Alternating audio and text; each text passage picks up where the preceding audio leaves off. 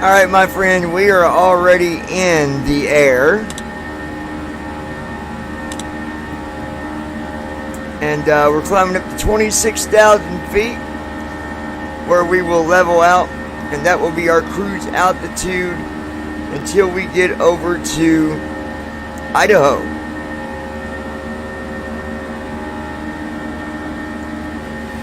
See if I can give you guys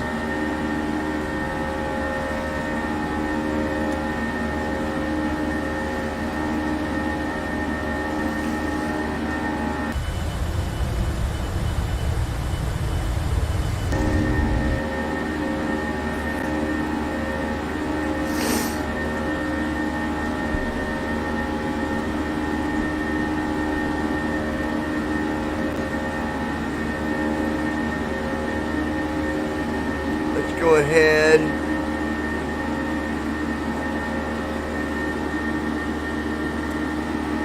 I'll open up the chat for a few minutes.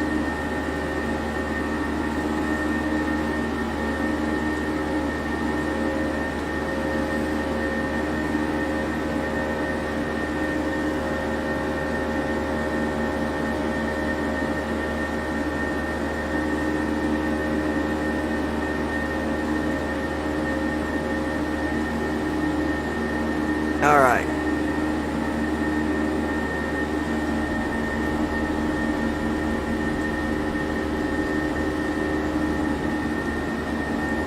I'm actually going to go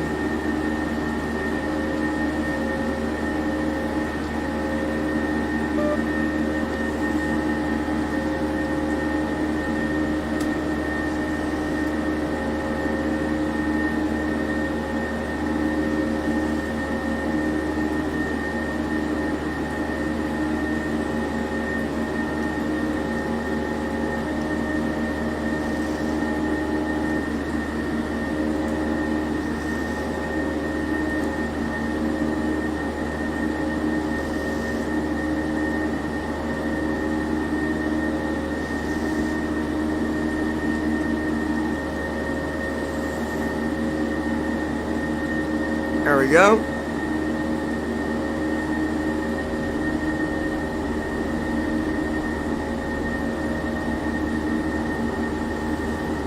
That way, if Brandon wants to come up, he can.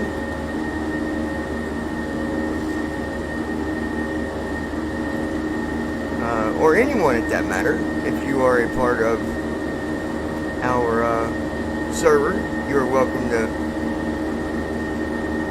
come up and join the flight if you wish.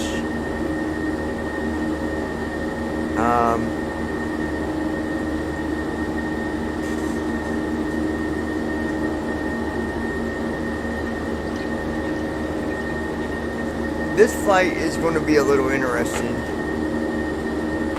and I think it'll be okay. Basically, when I set up this flight, it gave us a transition point, but there was no star. One of the main reasons I believe is because the altitude for runway 21 is 4,700 feet. I don't know what that's saying.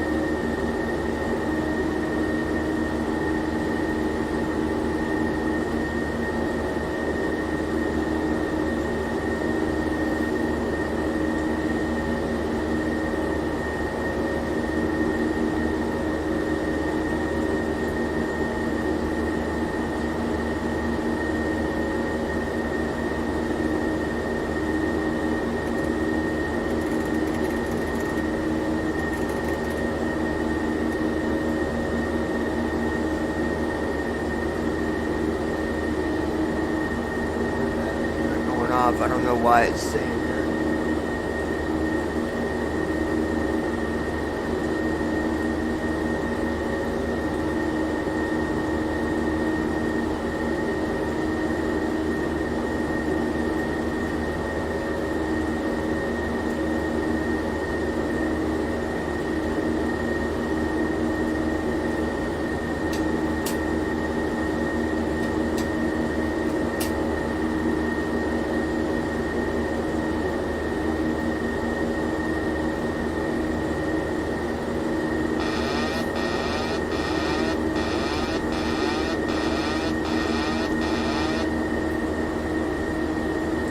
My bad, I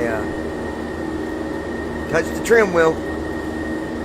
Touch that trim wheel to go up every single time.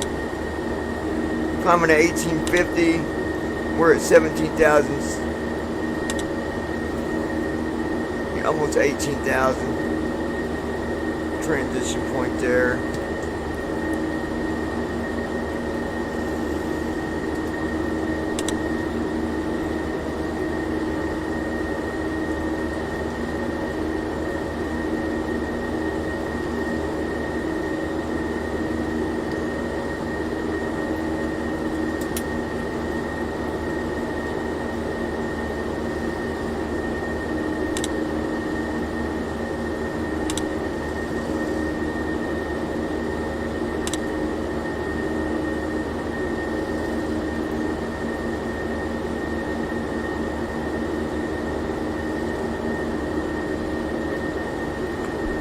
$7,000 to go.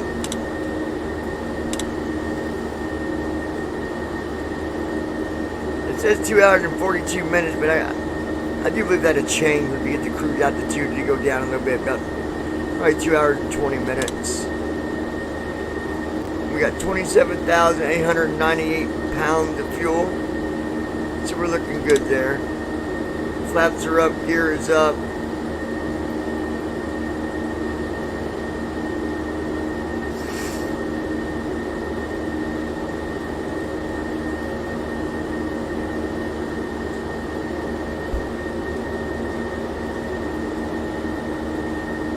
Alright.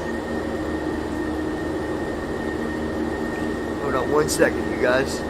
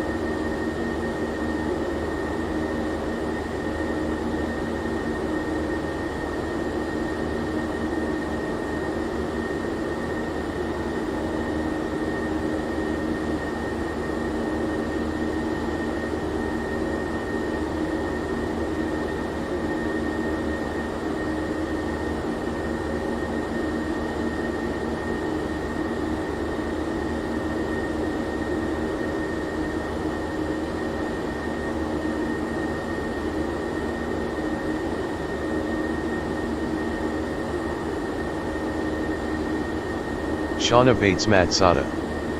Just popping in to say hi. I had a bad night and day, I am heading to bed. Oh, Shauna, I hope you're doing okay, sweetheart. Get you some rest, and we'll talk again tomorrow or something when you wake up. But go get you some rest and take care of yourself, okay? And we love you, dear.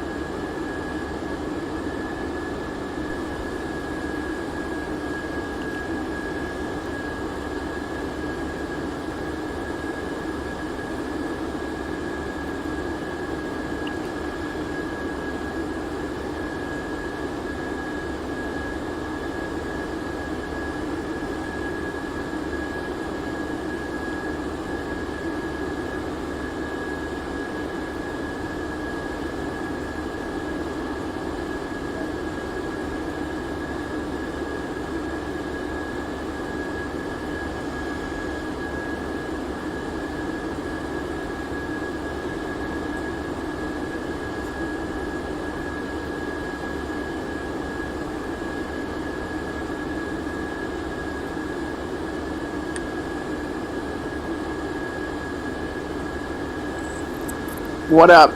What's up, buddy? Not much, sir. I figured I would do a live stream with this flight here. It's not super long, and I'm curious to see how it pans out, to be honest. Oh, I know. Naturally,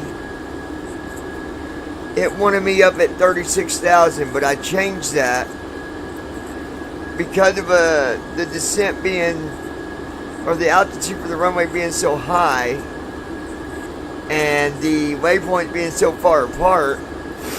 I thought, you know, instead of 36,000 to 15,000, let's do 26,000 to 15,000.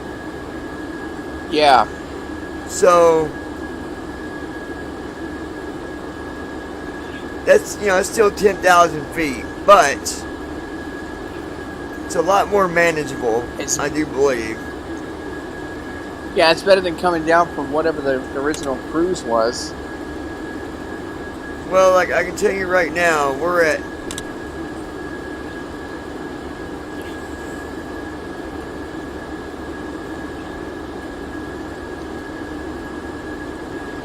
I'm gonna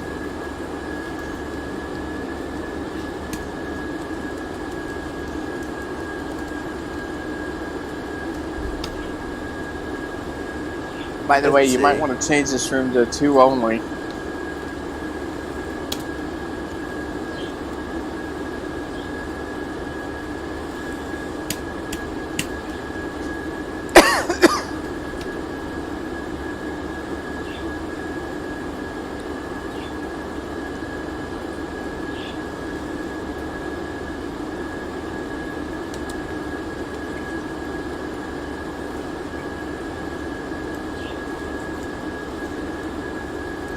I can't remember. I think FMC is where we control the speed, maybe. I don't.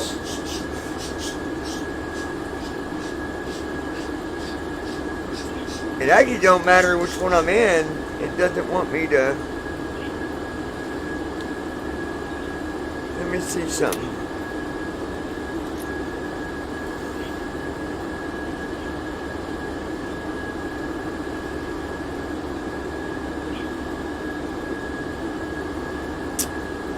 I wonder.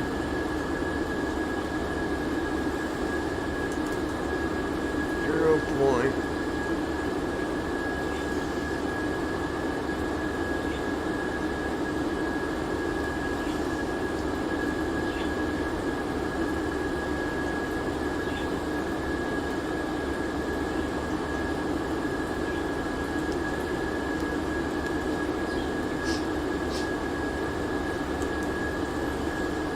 Zero point.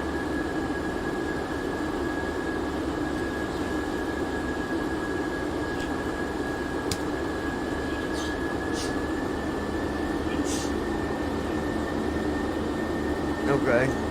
0 point.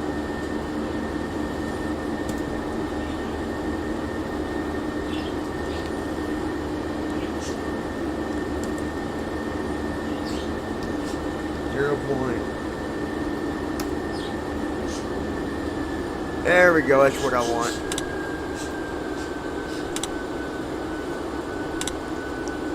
Are we live right now or no? Yes. I am Okay. slowing down our jet. Let me go over here and Awesome. fix this real quick.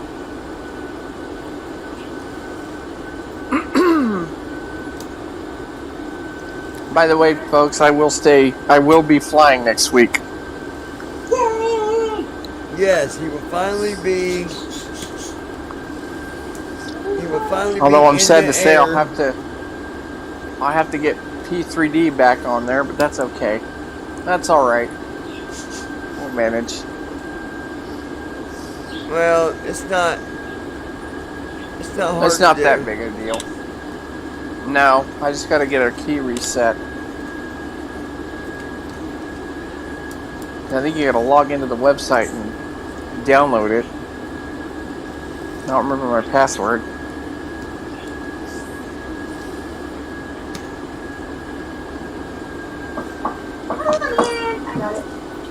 There's Eric. Basically, what I'm. Who? Friend of ours. Bring me a sweet tea, Kel. Teflon Donald. The guy that mows our grass. Hey, Eric.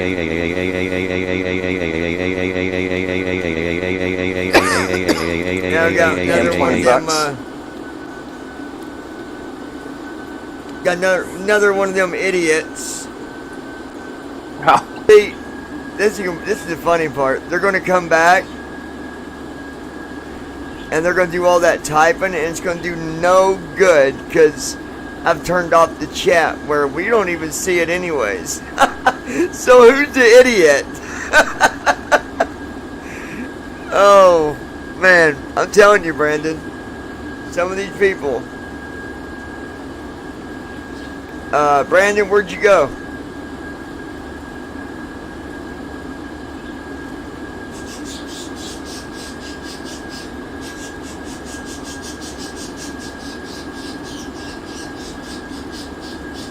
New message.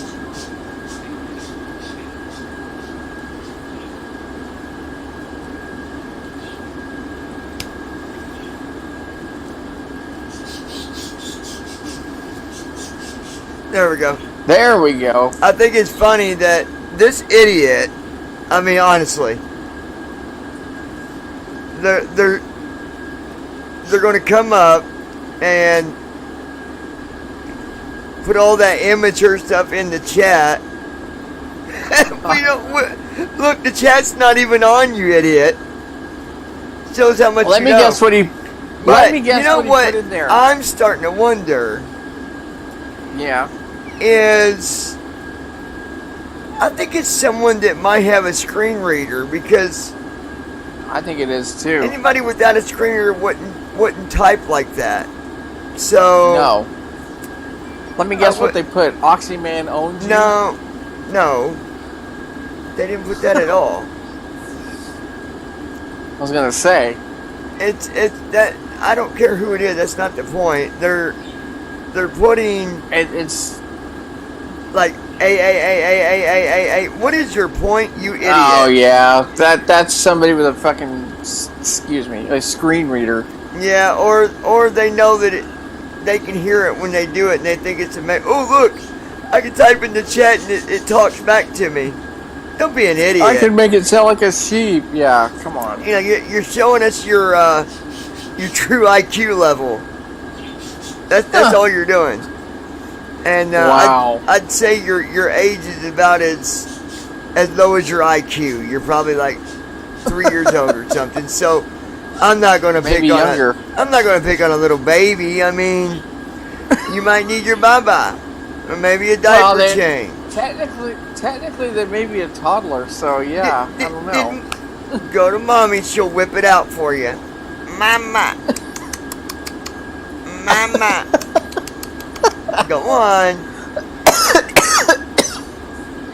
Yeah, Be a good little baby. Mama. So it gives a whole new meaning to that song, "Whip It Good," right? Yeah, exactly. Let me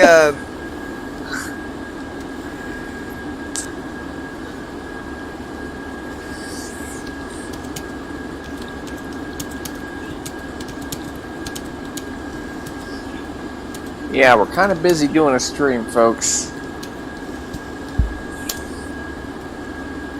And landing.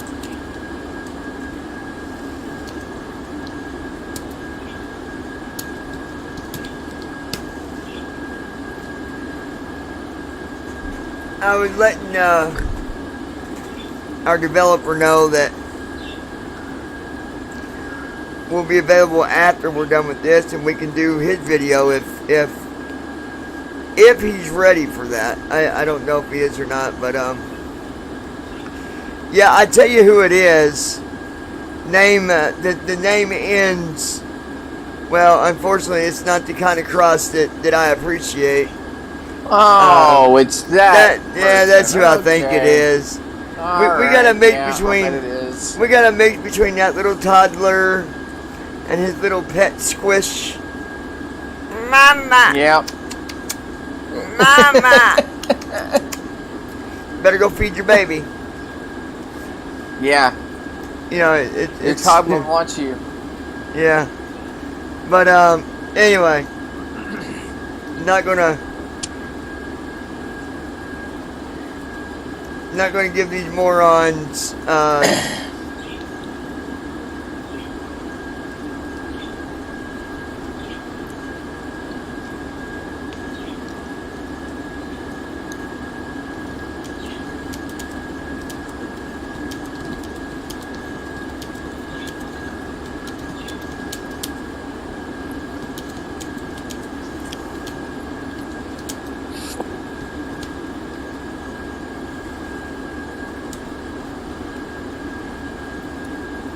There we go. not gonna, obviously give these idiots the attention that they're I wouldn't give them the attention they're seeking. that they're looking for, because they can't get it at home, so they got to get it somewhere. Must be nice though. I will say this. I mean, I wish I could live at home with, I wish I could live. Yeah, not have to pay bills. Yeah, it must be nice. Must be nice for them, right? Must be, but that's okay. I don't mind paying bills. I don't mind it. At least it shows where I am, Well, I think paying bills shows the more capability you have as an adult versus going and living with mama.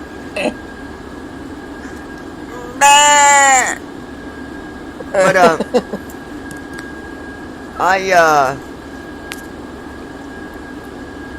yeah. So we got still a little ways to go here.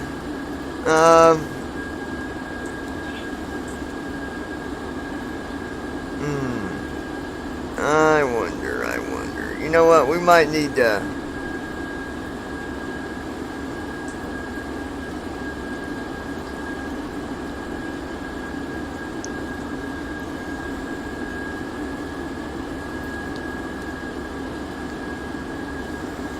Let's go to the CRZ button. I think I'm going to change that.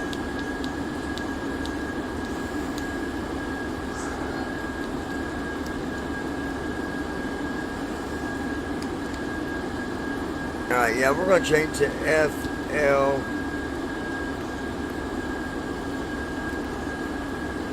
CDU message displayed. Reset MCP altitude.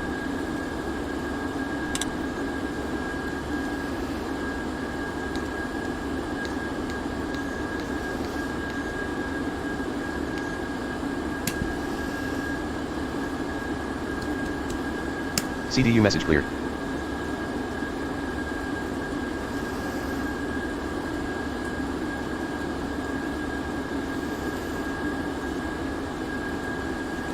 Alright, let's take a look here.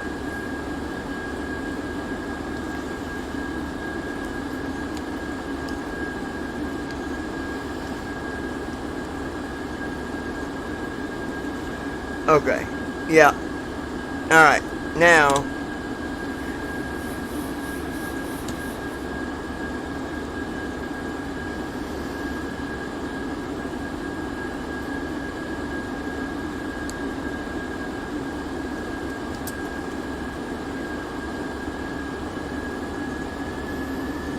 Alright, we're going to climb up to flight level 320. Now, I'm going to pop quiz Mr. Brandon here. Of course. Brandon, what would cause me to change my mind on the altitude that I'm currently at? One, if you've got weather. Weather can play a big factor in that. That's a good guess, but that's not the condition at all. How about the length of the flight? You're on the right track. With the length of the flight. Okay.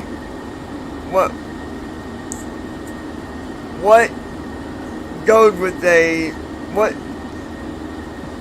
what else would go with the length of the flight?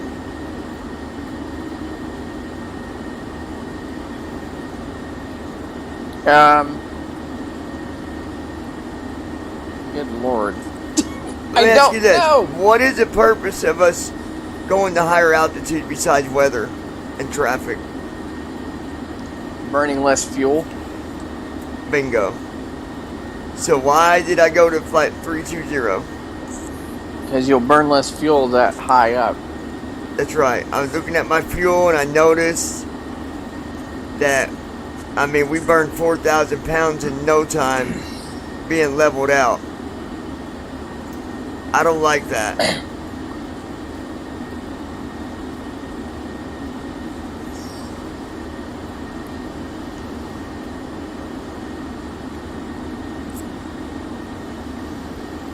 Once I get to flight level 320, I'll reactivate VNAV. I'll put in the new altitude for the runway again.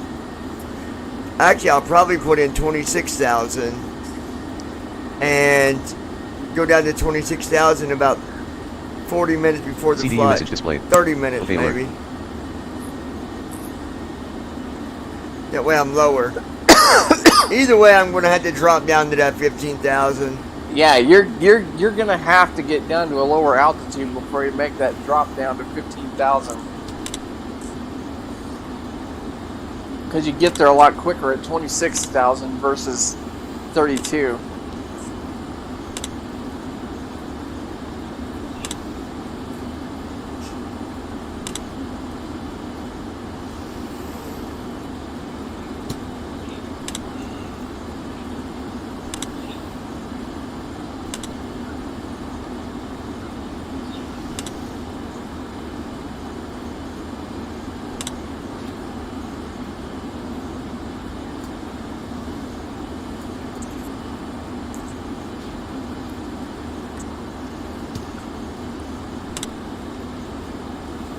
We're almost at 31,000. And actually at flight level 320, I'm still going to bring it down to 240 knots just to give us a slower Descent.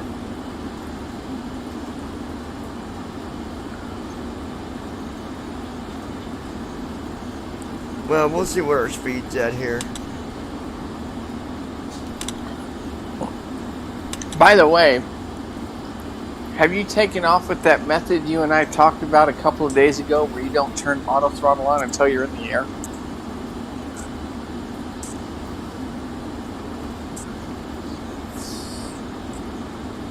Yeah, it's doable. How smooth have you found your takeoffs when you do that? Well,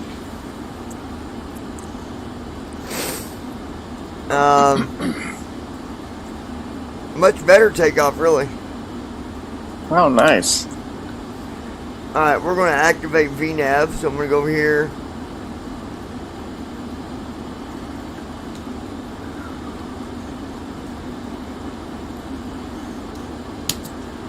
VNAV. There we go.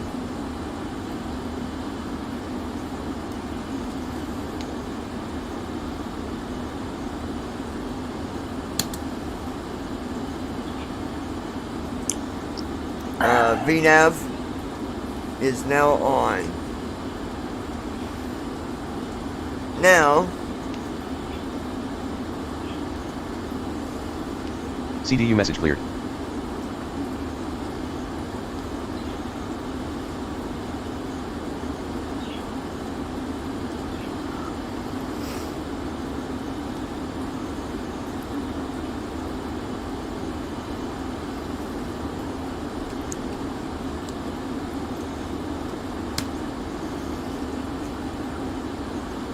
there we go. Minus 3 feet a minute.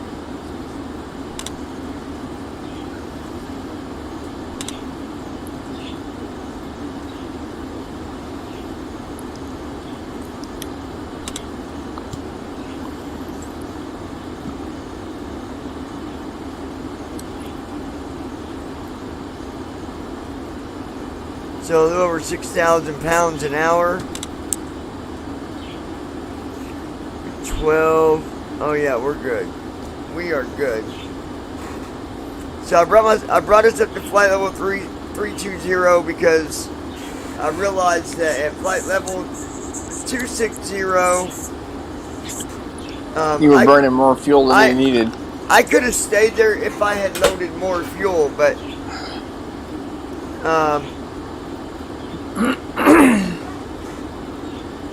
I don't think that the amount of fuel that I loaded would have been enough. And folks, I don't like landing.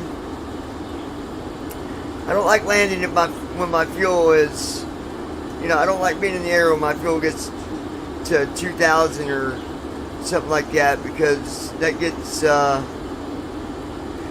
a bit pretty close. Yeah, a bit scary there. Or you could have situations like I did where you're almost to the runway, you run out of fuel right as you're about to come in for that landing. I've had that happen. Andy, you could have came up here if you wanted to join us. You could have. I was just letting you know that we were doing a flight right now. But anyway, we can catch up when this is over if you want, and get that recorded. But yeah, all these little things matter, people. Yep, they do. Don't ever let anyone tell you otherwise. Yeah, exactly.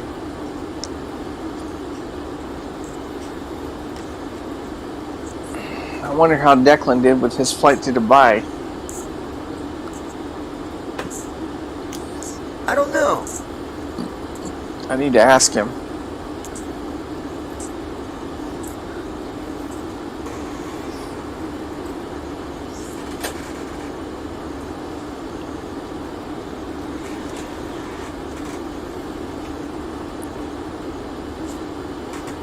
While I'm thinking of it, I better take my medicine. That's a good idea.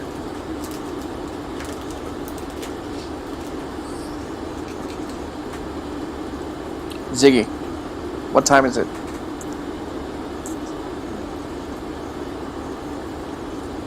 Y'all believe this? It's 6 at night, still over 100 degrees.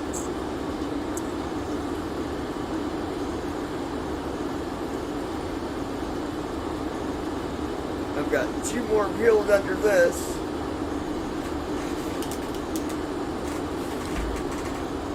And Then you gotta get a refill.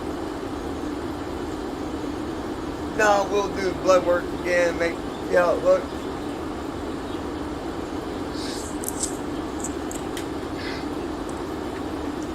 Basically my vitamin D. And really, if you're someone that's indoors a lot, like I am, Yeah.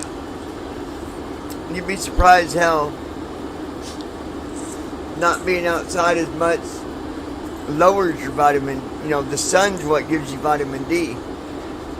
Being outside and getting sunlight and stuff like that. I try to go outside in the mornings before it gets really, really hot so I can get some sun and vitamin D in me. But I've noticed ever since I started doing the vitamin D, I used to, middle of the day, I'd sit there and yawn and all that. And now I feel a lot better.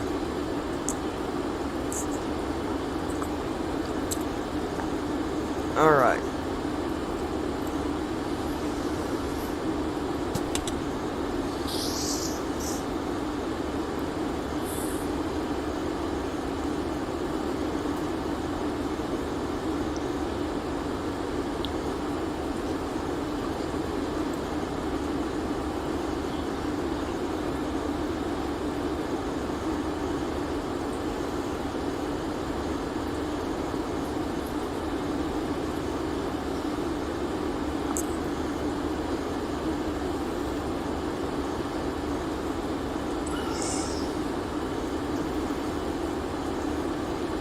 Yeah, I'll be excited when you get to fly with us, my friend. Oh, I'm looking forward to it.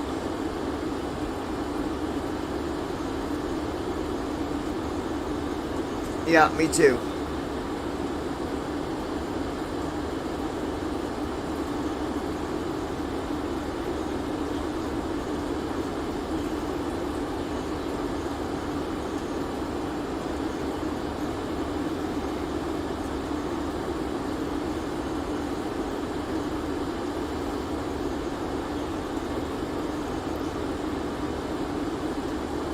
Now the jet's so quiet, all I hear a little bit of wind. Nice. I mean, I can hear the motor a little bit. But it's not as pronounced.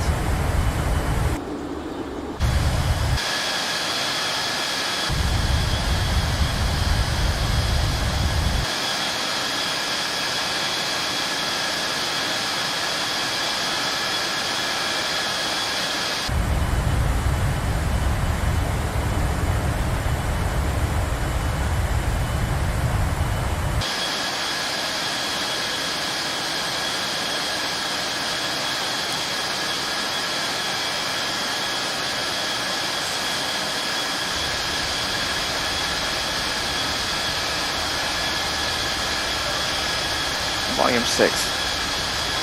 Alright. Give me a 10-day forecast. That's the outside noise there, you guys.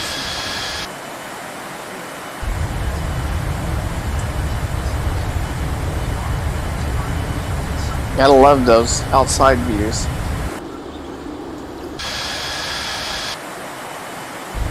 Oh yeah.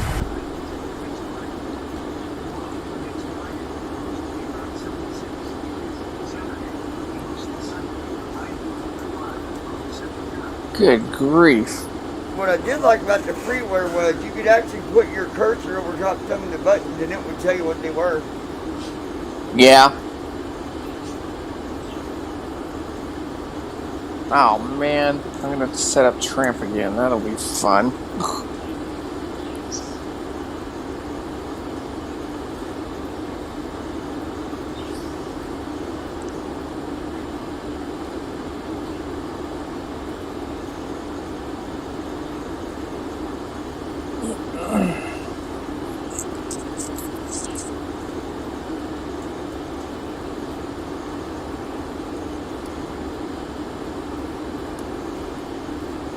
I clicked something, I don't know what it was. Uh-oh. No, we're good. I clicked it again.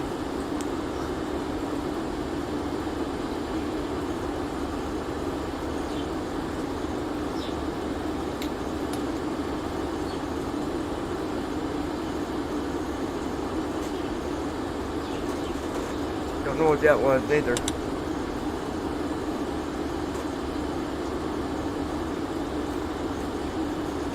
I know you guys, I'm playing with buttons.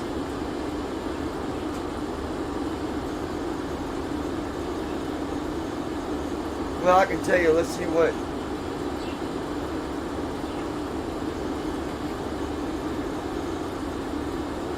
I can tell you what view I'm on. That at least give me a little bit of an idea here. We are on. There.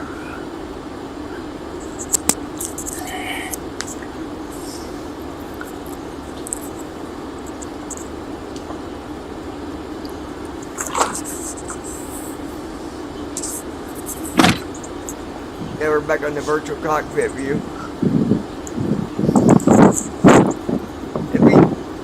It'd be nice if they were labeled enough and it would have read what the buttons were, but Yeah, it would. Jeez, car.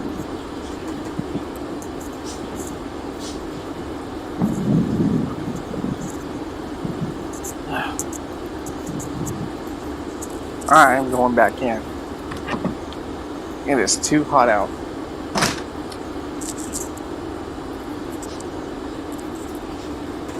well, I will tell you, Brandon, you want to tell them about our newest page that's going to be coming up and kind of what we're doing with that, with the blog thing? Yeah, we're going to be doing a WordPress blog, I believe. And we're going to be doing that at, is it blindflightsimmer.com? Blind Flight Or Simmers. Simmers with an S. Blind Blind Flight Simmers. Okay, yeah. So yeah, we're going to be doing that with blindflightsimmers.com. And we're going to have a WordPress blog up there. That way we can post blogs and Kinda news share- about anything happening. Yeah, and it's not going to be, just to make clear, it's not to do. It's not the same thing as the BBI Pilots page. This page won't have like all your downloads and all that. This is just where I'm going to allow anybody that is a BBI pilot to. You're going to be able to create your own account, and then you will be able to write your own blog. Like, what was your day like flying? Where'd you fly to? How'd the flight go? How did your landing go? Yeah, stuff like that. We're even going to introduce more features and give you the ability, if you would like to put your video on the page, you're going to have that ability to. Now, you obviously need to have a video like on YouTube, and then you'll be able to take that video that you did and also put it in on your blog at the top of your blog page. So each blog that you do, you can tie a video to it if you choose to. Might actually start doing that. That's not a bad idea. You're giving me a great idea. Yeah, I mean, it's just a way to talk about your day, what it was like. Did you have any struggles, what it was, stuff like that. Maybe you fly on BatSim like some of us. Did you have any issues with controllers? Which thankfully we don't have very many of those.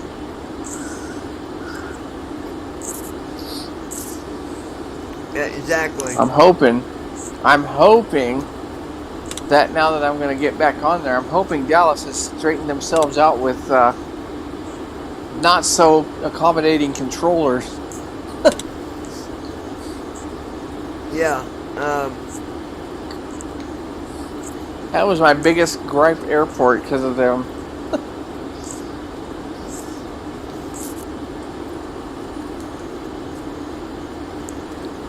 0 points.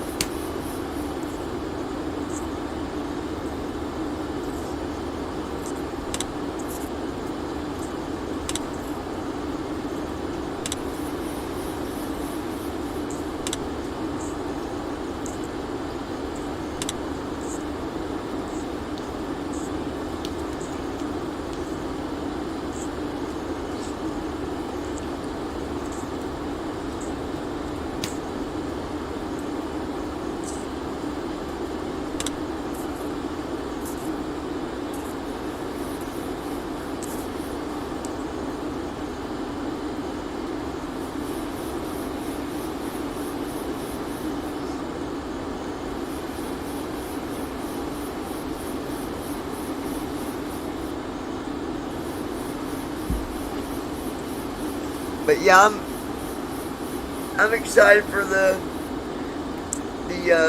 Blind Flight Simmers page, and I will be giving a link to Declan so he can post that on the BBI Pilots page as well.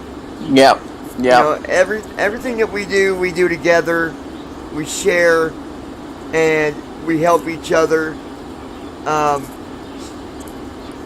And I just feel like, I think people would enjoy having a spot where they can write. I agree. And share their stories. Mm-hmm.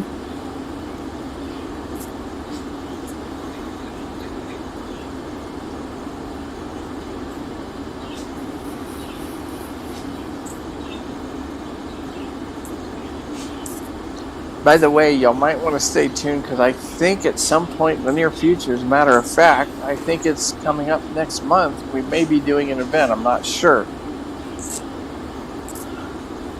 Yeah. As a matter of fact, we are. Let me see.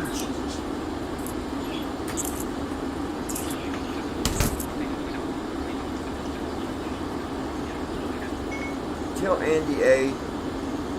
will you come up on the server and join us? Got some questions, comma, we are on a live stream, but you could join us, comma, you didn't have to leave. I was going to bring you in.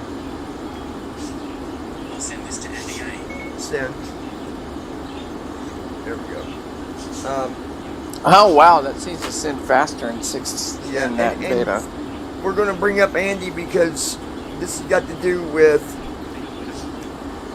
the anniversary for TFM.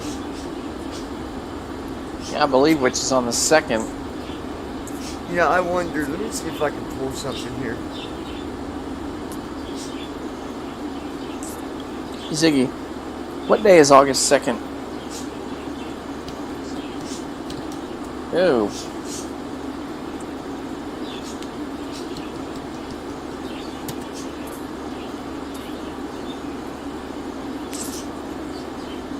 I think we're going to have to do this on a weekend.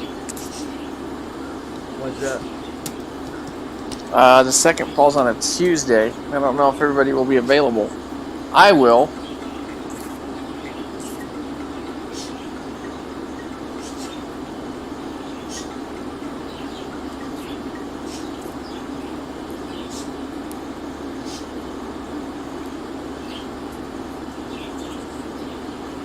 That was in 2021.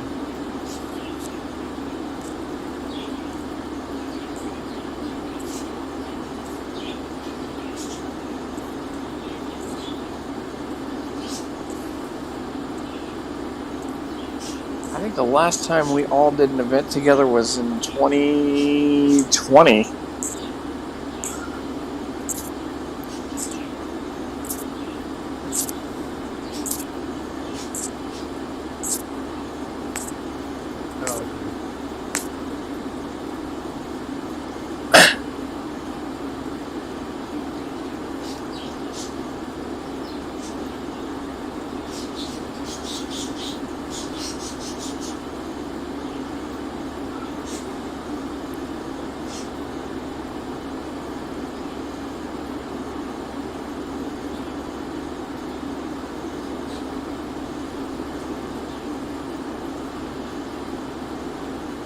Still here and see what this is.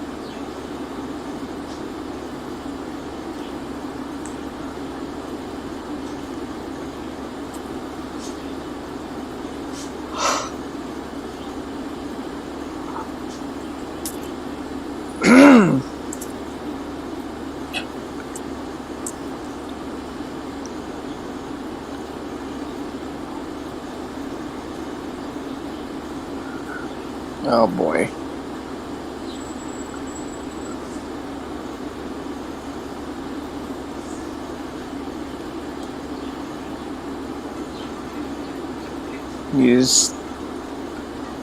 You just got a text. No, it's not. Well, I have to dig through my channels because there's so many different videos. Oh.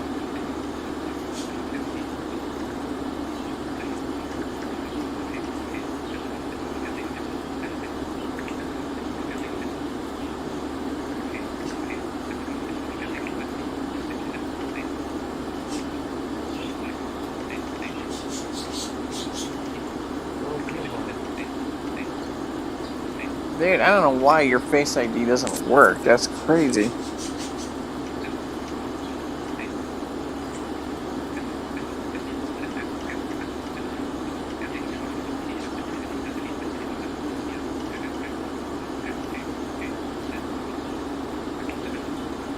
Okay.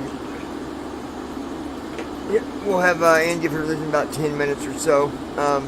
That is not what I was looking for.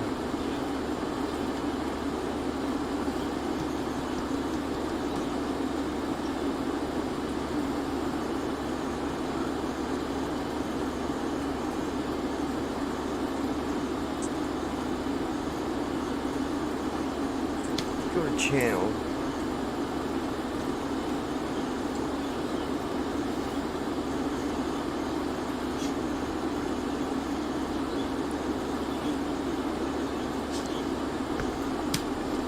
Upload.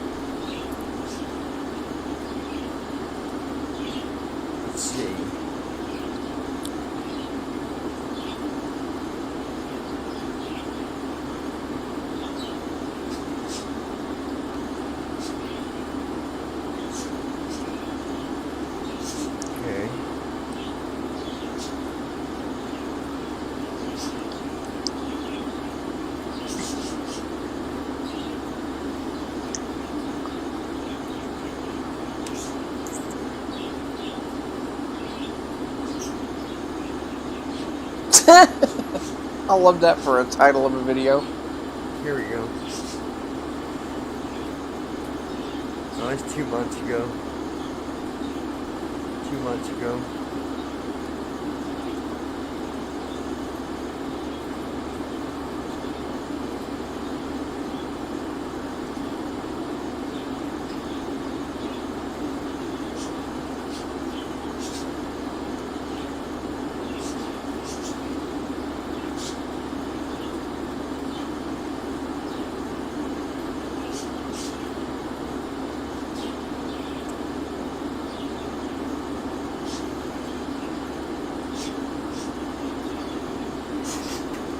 Okay, 3 months. We're getting somewhere now.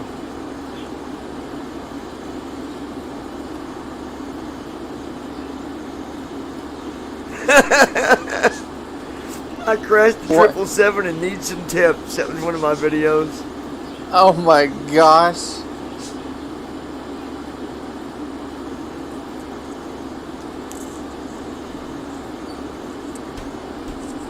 Four months ago. Wow.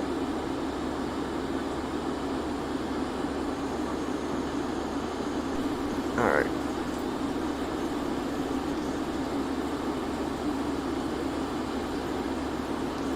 Why blind pilots can't sim. I remember that video. Oh my gosh, yes, I remember that one. Blind pilot flying with the blue sky up 5 months ago.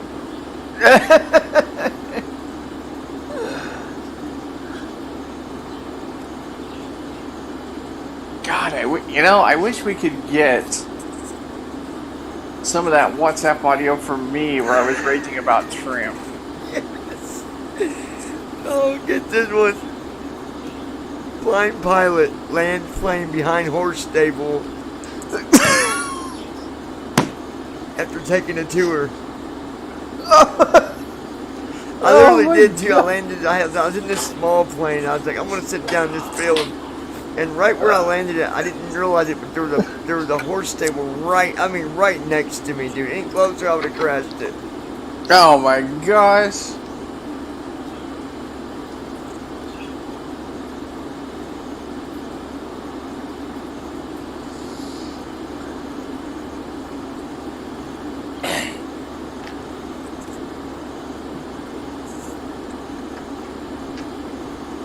Six months ago, Happy New Year's. Yep. Good Lord. I can't believe it's only been 6 months.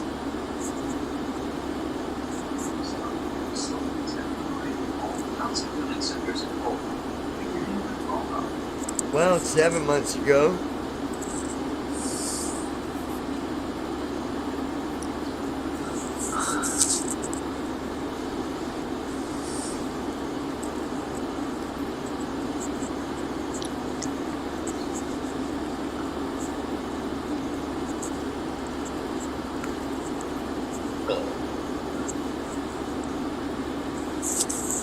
Tips and tricks. Updating your runways. Approach runway plus SID and stars.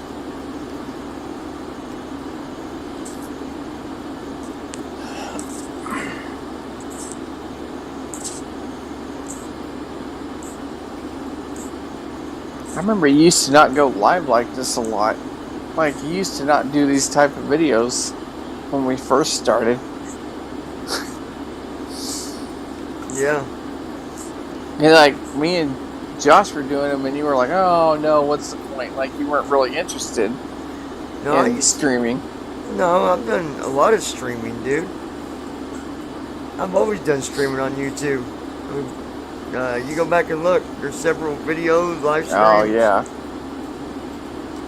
You must be thinking of somebody else, my friend. Yeah, probably. 7 months ago.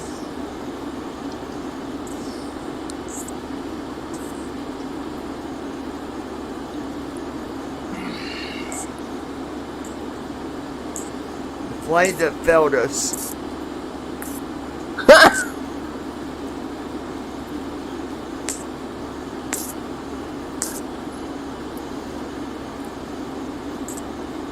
breaking news, aviation news, plus HEC in the sim versus the real thing. Okay, why am I getting notification from Facebook that you're adding new videos? Because I'm streaming on Facebook, YouTube. Yeah, but this is like the second one I've gotten in less than an hour. It might have buffered or something. Yeah, probably. A plane full of nuns 7 months ago. Oh my gosh. You come up with some interesting titles.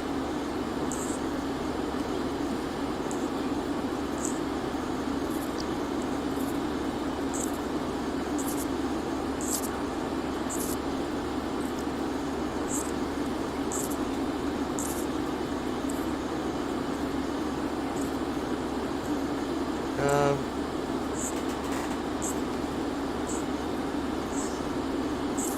8 months.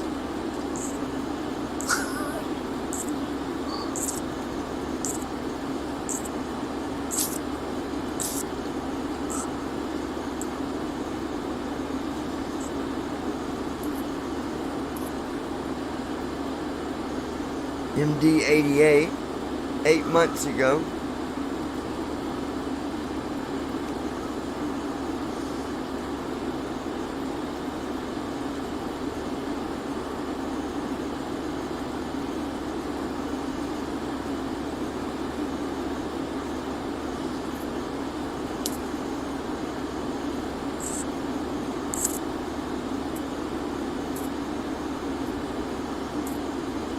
One year ago.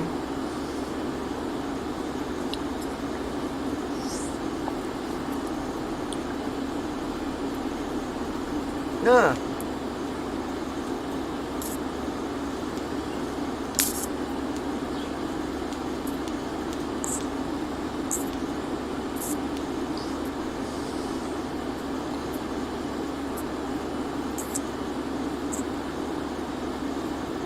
Don't pay for add-on lessons.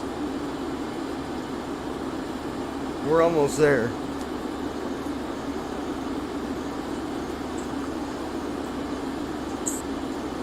Wow. How blind pilots land using ILS. Oh my gosh.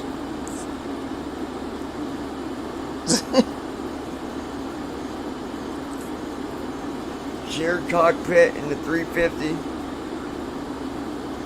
A350. I still want to do one of those flights with you.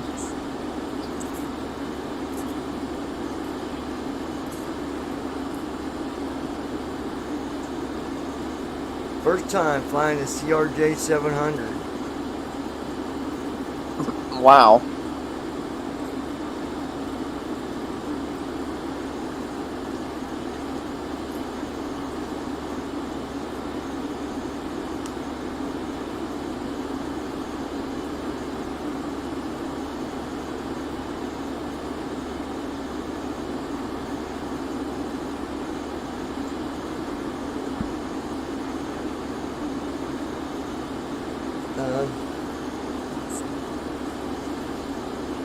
Here we go.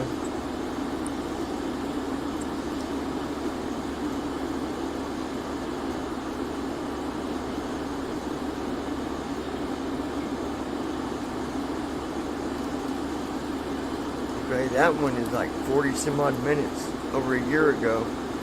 Wow. I'm trying to find the one where we talked about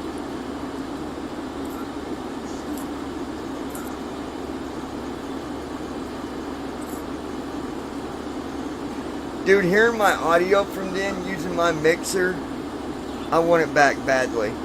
I don't blame you. You can tell a big difference when I was on that mixer. I like that mixer. What happened to it?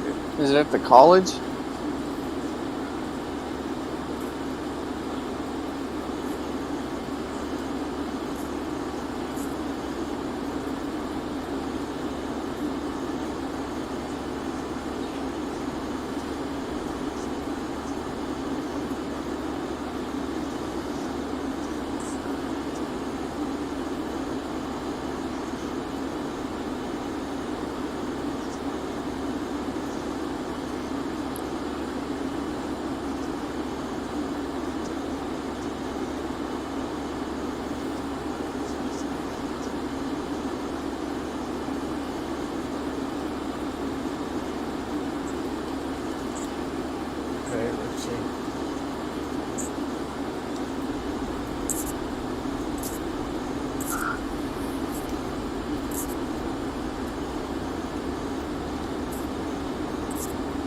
Which video are you looking for where we were talking about what? Well, just what to do if FS Tramp doesn't let you load your SID. Yes. BBI pilots and why you should sim.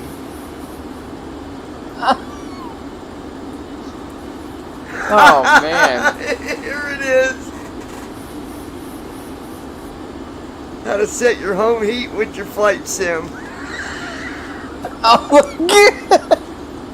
Oh, my gosh. Wow.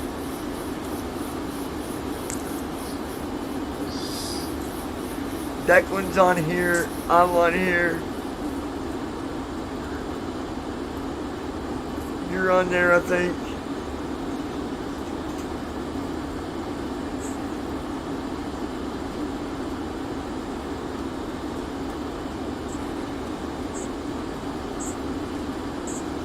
This is when Ron was asking about how to get his heater set up in his house. Oh, yes, I remember that. Oh, my gosh. Yes. The thermostat, remember? Yeah, he was wanting to actually heat up an aircraft with his thermostat. Oh, man.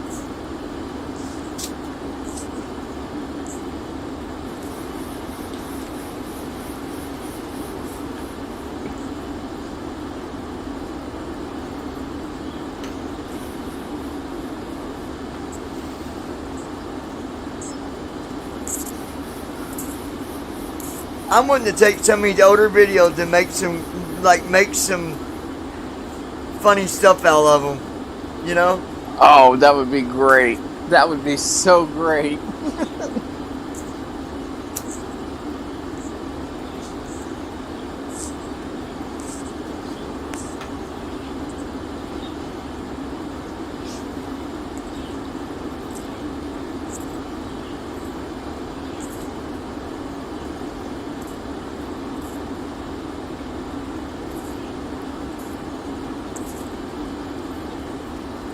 Let's see now.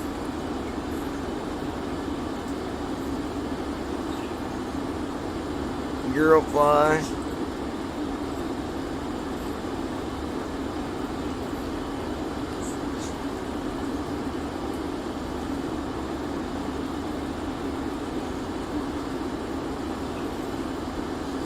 Raining buffaloes, or maybe it was cats or dogs. What the hell? Oh, my gosh.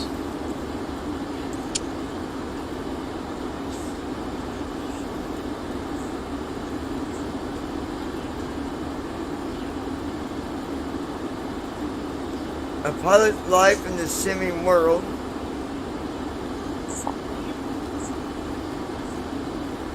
Andy just came up here. Yeah, I'll get in here in just a minute. Alright. Looking Oh, at the speaking making of of Declan. the new talking flight monitor. Oh, my gosh. I'll leave that page there.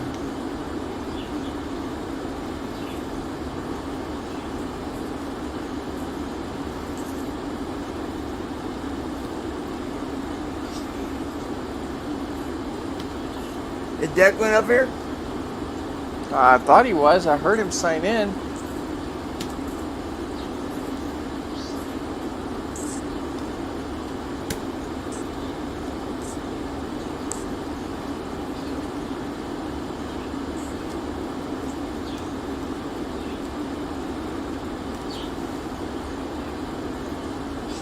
What's up, Declan?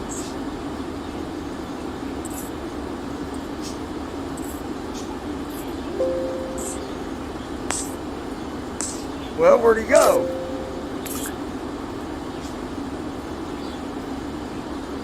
I guess he left.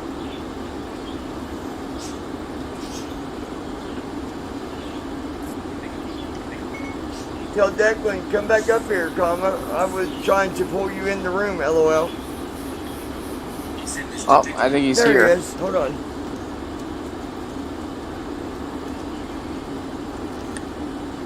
There Hey, you are. Declan. Oh, there you go. There you go. You got me. Yeah, I got you now.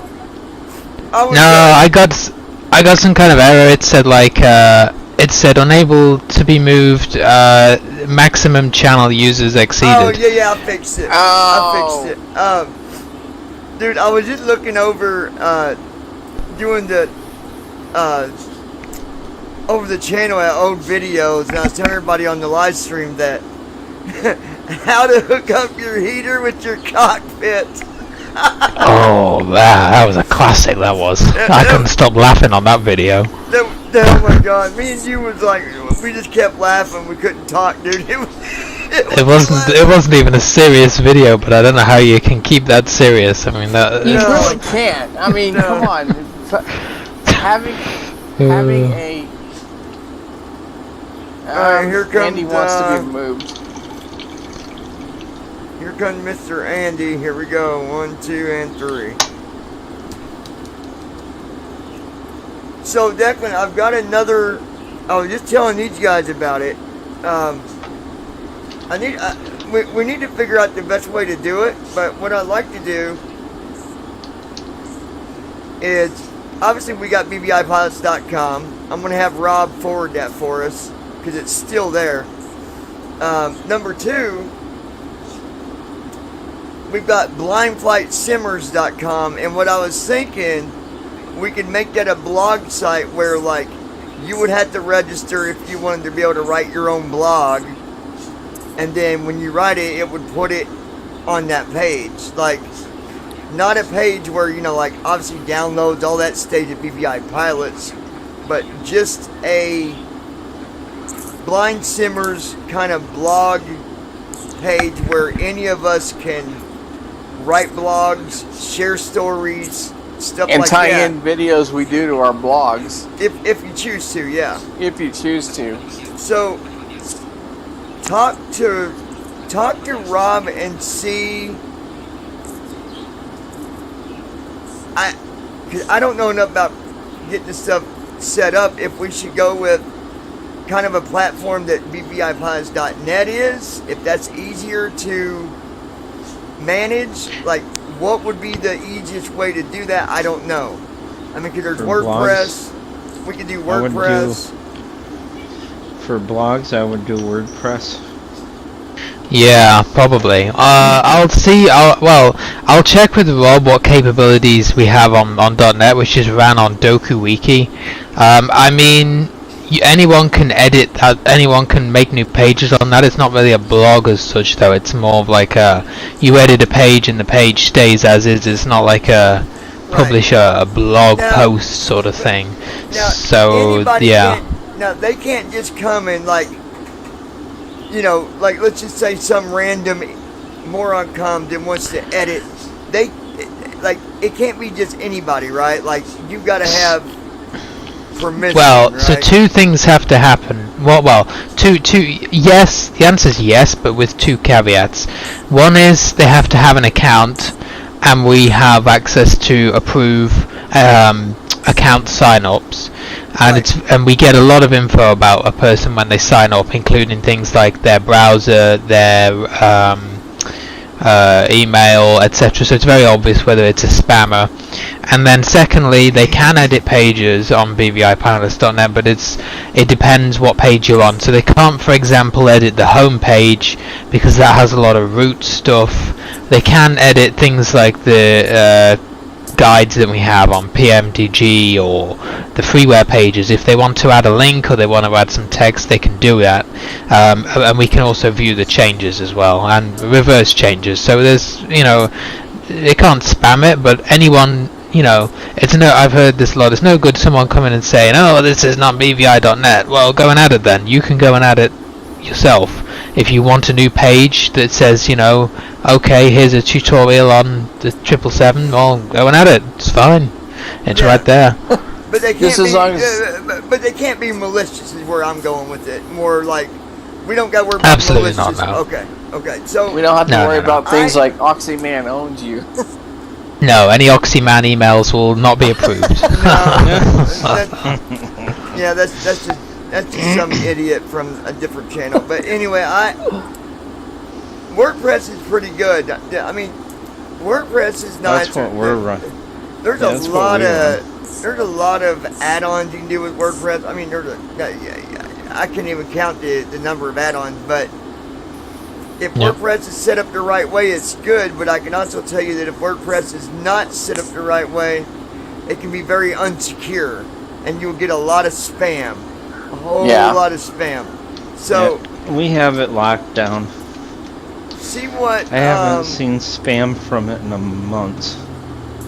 Well, we can easily incorporate it into BVI because I think, like I'm saying, BVI.net is more of like a permanent information section. I mean, you could, in theory, we could make a page on there called blog, and people could edit it with new updates. But that's just kind of, it's not really what it's meant. Like it doesn't have the feature-rich tools that WordPress does, because WordPress is a dedicated site just for blogging. So we can easily just make a heading on BVI.net and call it blog, and say, okay, if you want to go to the blog, go on this link, and then it just it takes them there. That's probably better, since WordPress is designed especially for blogs. Yeah, and then they could also, if they wanted to go directly, they could just go to blindflightsimmers.com and bam, there they are, right at the blog page too. We could have it both ways. That way. Yeah. I think it'd be nice to have it that way. I got this other domain. Let's do something with it, like something. And I didn't want to do the same like what we've already got, because what would be the point? Like, hey, look at our twin sister station. That'd be silly. So I was like, let's do something where somebody wants to go and write how bad of a day they had flying in a sim. Go, here you go blog, go write it. Or go write about how you had trouble. The thing is, though, on that sim. I want them to still be registered. I wish there was a way we could connect that URL with what we've already got at WordPress, where they don't got to register twice. But I don't know if that's possible. I don't know.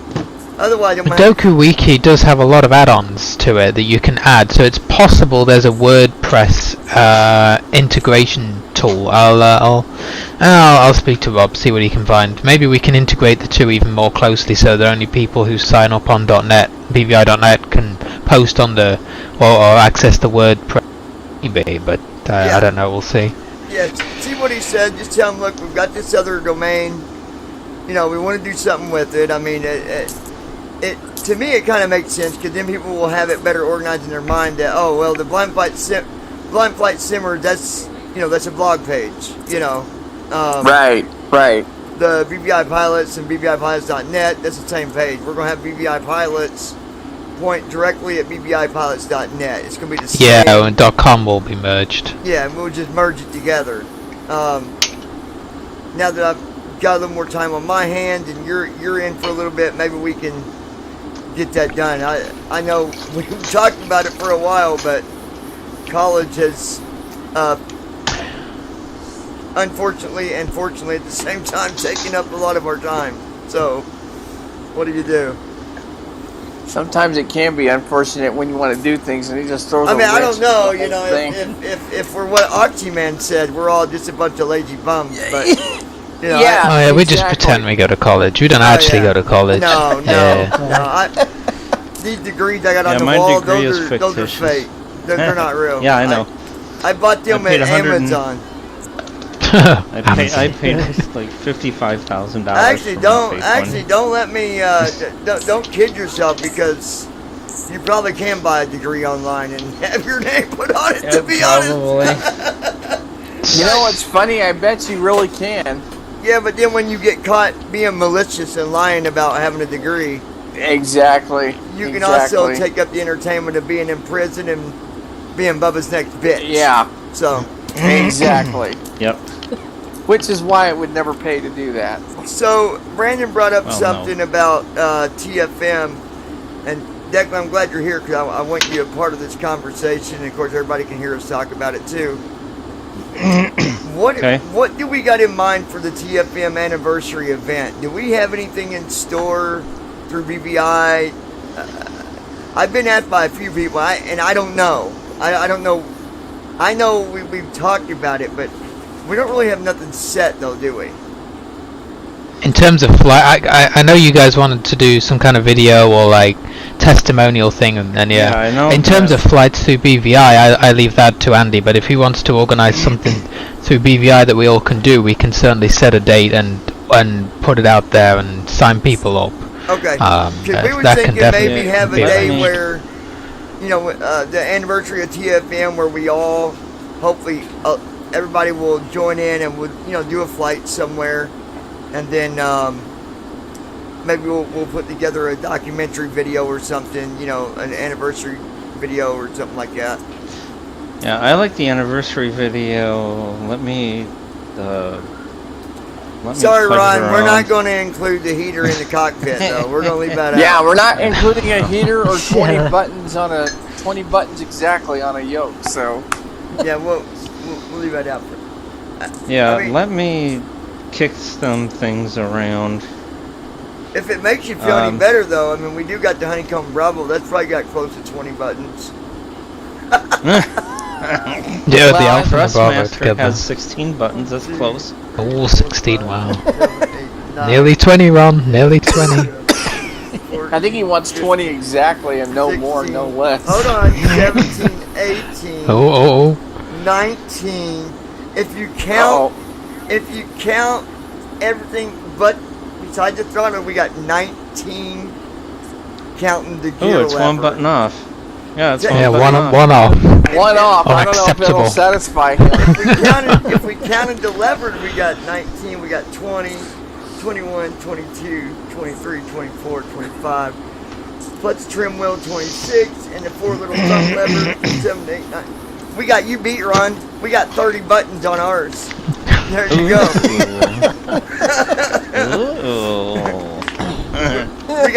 we got 10 up on you, homie. You better get with the program. Actually, believe it or not, this guy's probably got more equipment than we do. I'm kind of jealous. Gotta set up shop, Ron. Got a good business going there. No kidding, man. So as far as TFM's anniversary flight, are we looking at multiple legs? I mean, I don't think we'd want to do like a 15-hour day or nothing. Like, No. I'm not thinking of that. I'm thinking like multiple hops or maybe Yeah, like maybe 3-4 hours in total. Because what did we do last year? We went to your and Jason's home airports, didn't we? So last year we started at JFK, went to Toronto where he is, came to Richmond where I am, and then people knocked down the split billboard. off. Yeah. why don't And we do something? people can just split off from there. Why don't we do something from the BVI home state, like where you start your training at, Miami, Florida? That's Take an off down to idea. Miami and go somewhere. Mm-hmm. Sounds good. Yeah. Sounds like a good yeah, idea, could do. actually. I mean, that's kind of where the training starts for pilots. You know, that's where. Yeah, I don't know if we want to go to Andy and Jason's home again, or if we want to switch it up and go somewhere. I'd say I'm trying to somewhere think of else places this that are important to Yeah, let's TFM. go Is there somewhere. anywhere else? Something significant to TFM. Yeah. That's what I'm trying to Okay, think. where was the what state was the thing that TFM, Sarah did that thing with TFM, the Sim video. Expo. Oh, I think it was in San Francisco. So we could do a Or was it San Diego? It was San San something. Diego, San Francisco, somewhere around there. and that's probably about a 4-hour flight from Miami, 3-4 hours. I think so. What else? The only thing about San Diego is one of the runways, it's got one runway, 09, or two runways, 09 and 27, and one of them is an RNAV and not an ILS, so if we ended up getting that one, it might be, Oh yeah. we might want to go somewhere with I think it a was bit San more of a Francisco. reliable. Didn't Flight Sim Expo take place in San Francisco last year? Oh, was it I San think so. Francisco? Yeah, I Yeah. believe so. Well, Oh, we're good then. I mean, other than it being right on the water, pretty much. But Right on the ocean, yeah. it doesn't matter if you can't land on the runway. Then Let me dispatch that and see how long it would take in like a 737 or something. Yeah, I'm Wow, trying. it's better get 2,300 practicing miles. 2,300 miles. I'm betting 4.5, 5 I'm betting hours. 3 to 4.5. It's Four about and a a half, five yeah. and a half. I'd say about 5 and a Under half. 6. Here in a minute. Dispatch. Yeah, because then it's just a question of if we want to do one longer flight or we want to do a couple. I mean, it doesn't matter to me, to be honest. Let's see. I It would will just do a straight take. shot through. Yeah. 5 hours gonna and do 30 San- minutes is the airtime. That's not a bad flight. Miami to actually. San Fran. Yeah. You could we'll do that in a one. 7.3, yeah. Oh yeah, for sure. Something tells me I better get to practicing if that's where we're gonna go. Yeah, I think that's where we'll go. So you can book it down. Man, if Declan can get that event, put in, and if we was able to get all of our BVI people. Now let me just look Yeah. at dates because I'm on vacation. So it's Tuesday the Oh, 2nd, yeah. but obviously we're not going to do it on Tuesday. Right. So we could do it. Look. Hold on. Yeah, Calendar's it gone. would definitely need to be on a weekend, I think. Like a Saturday or Sunday. Yeah, it would have to be. Mm-hmm. I think it'd be a Yeah. fun event to do. I don't have to come on every 30 minutes and say, hold on, guy, I gotta go prosecute another idiot. I'll be back.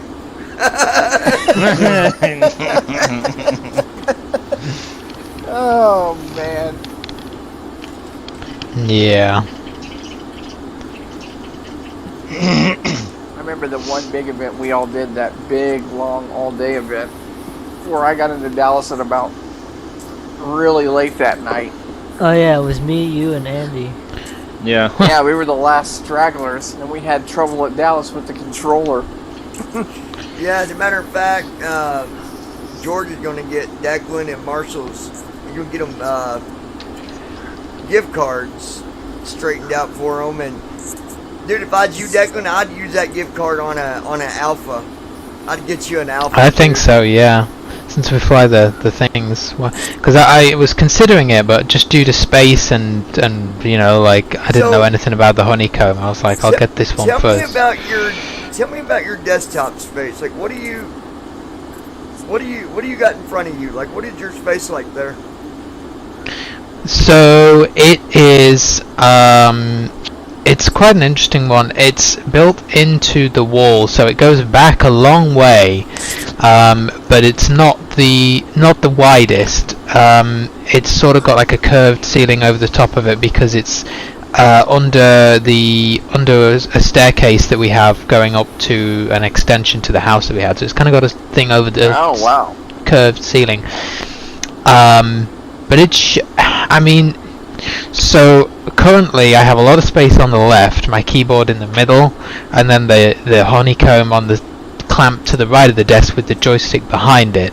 So I think if I move stuff to the left, we might be able to fit the yoke in.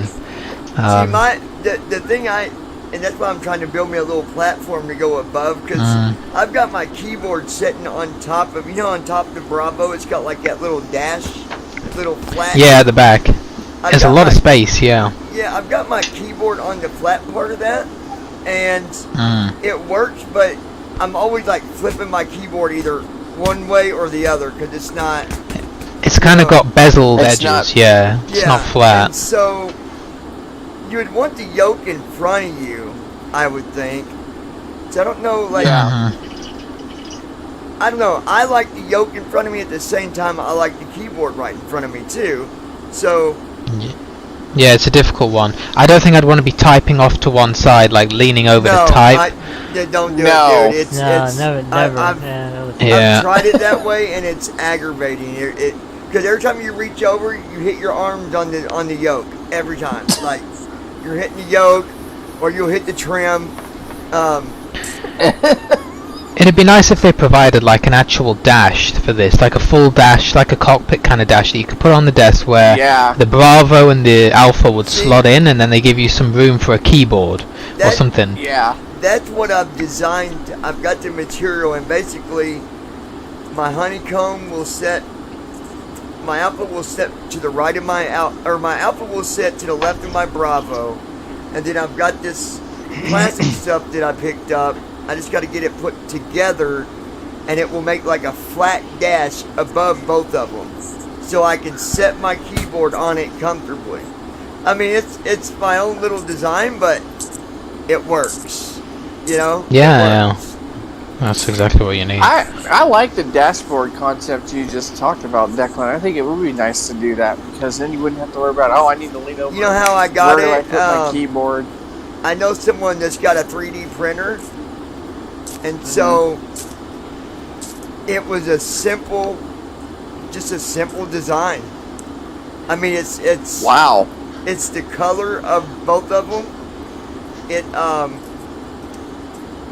you know how it's kind of like the top of it near the back, it's not flat, it's kind of like oval. You know what I mean? So this piece just perfectly lays right over top of it. Like it edges on the ends, so when you sit it over top of it, the back of it matches the way the back of my Alpha and Bravo are, and then the front of it is flat the way my Alpha and Bravo are. So like, yeah.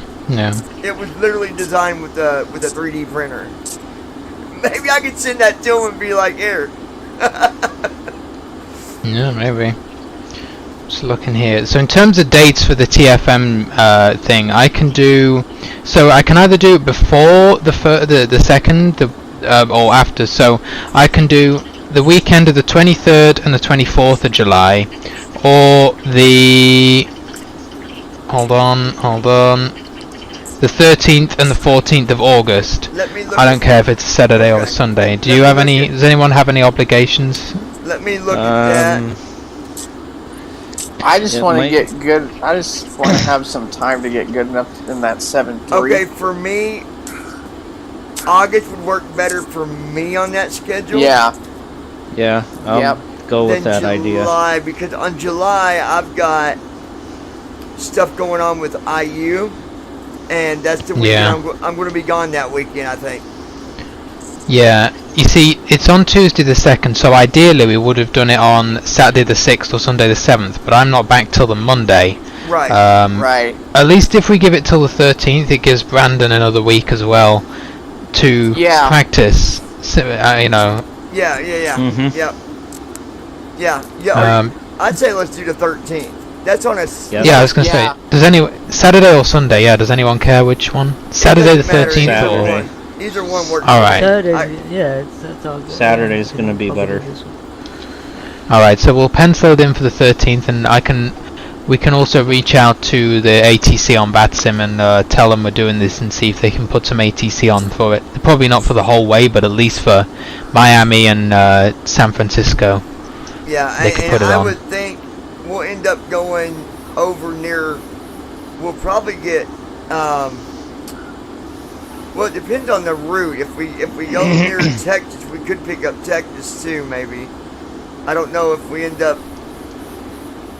I don't know. Maybe. I don't know the route. I That would be- believe it's gonna fly over the Gulf Coast until it gets to around Texas and then head northwest.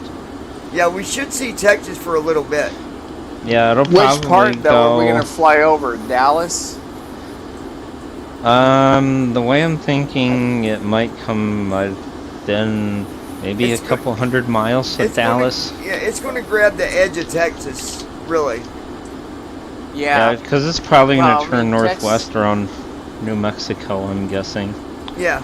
That's what I'm I'll tell you right now. Let me look through. So we go out of Miami into Jacksonville, Yeah. according to SimBrief. Let me Okay. scroll down. Then we go through Atlanta, FIR. Then into Memphis. Oh, it's going Then straight into Fort northwest. Worth. Oh, yes. Yeah, there it is, Fort Worth. Yeah. Fort Okay, it Worth, goes northwest and then Albuquerque. Yep. okay. Denver. Down into Denver.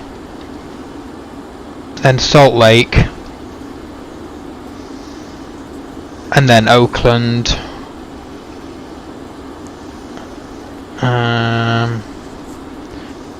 And then after Oakland you're through into San Fran airspace pretty much. Hoping maybe. How are you seeing the states like that? What are you using to look at the? That's in the SimBrief. It's on the plan on the SimBrief OFP. If you scroll right down, there's a list of all your waypoints, and every so often it'll say like blah blah blah FIR, which is a new FIR, and it's a new piece of controlled airspace. It's like what sector you're in. And it gives you like the initials for the state, or does it actually say like? It just actually says like FIR. Oakland or Oakland FIR, Oh, okay. Fort Worth FIR. Yeah. Nice. If we could get VATSIM to have control on with us the whole way, that'd be awesome. Yeah. Now I know all of those are on. If I drop some messages, and if we do it, so I think. If we do it like we can do a time near the time, I don't know about that now, but if we do it like in the afternoon States time, evening Europe time, probably going to have the best chance of getting ATC, and then if I contact some of these people and say, could you maybe put some control on, hopefully there'll be some centers online for us to carry us the whole way. Are you an ATC controller? Well, technically, yes. Well, I was asking because I know me and Brandon talked about it. I didn't know you was. I didn't know you. Yeah, technically, I am rated only as a clearance delivery controller because we can't do the rest of it. There's just no way you can understand. It doesn't read the movements of the planes. But yeah, technically, in the UK, I am a clearance controller. On VATSIM if I want to be. What do you use to do that? It's a very old program called VRC, or Virtual Radar Client, which they don't use anymore. They mainly use a Euroscope, I think it's called one now, which is like a visual scope kind of thing. And this old one is more textual based. Even this old one is a bit of a pain in the arse, but it does work. So they made some exceptions to allow me to use this older client and become a delivery controller, which is pretty cool. I don't do it often because, to be honest with you, it's a bit boring. Like, you're just literally giving out clearances, and it's usually the same for, it's the same SID after the same SID after, and it's much more interesting to be an approach controller. Yeah, it gets a bit boring, but it was really nice of them to try to make the accommodation, and so it's pretty cool. You do the clearance like when someone wants to take off. Right, so, he does the ground clearance. Yeah, I can just do clearance delivery, which is probably not a station on VATSIM you see very much, but all they do is clear people on flight plans. So I'm the person you would call up at the gate to say, request clearance to so-and-so, and I would say, you're cleared via the blah blah SID, climb maintain blah blah blah, squawk blah blah blah. And they read it back and I say, okay, yeah, that's correct, contact ground now on frequency, whatever. And then that's it, that's my job done. So it gets a bit boring, but yeah. That's why I don't do it very much. I was just curious. Like approach or like center. There was talk about it, and I was like, I don't never remember him doing that, but okay, right on. I remember there was one of our guys that cleared me once out of Detroit. I think it was I thought about it like it was John Sanders. That was John Sanders, yeah. He's done delivery too. Did he do just clearance delivery or did other stuff? Yeah. If I knew where to go, like Indianapolis, I've been willing to do theirs, but I don't know where the hell you go to put in for these different locations. Do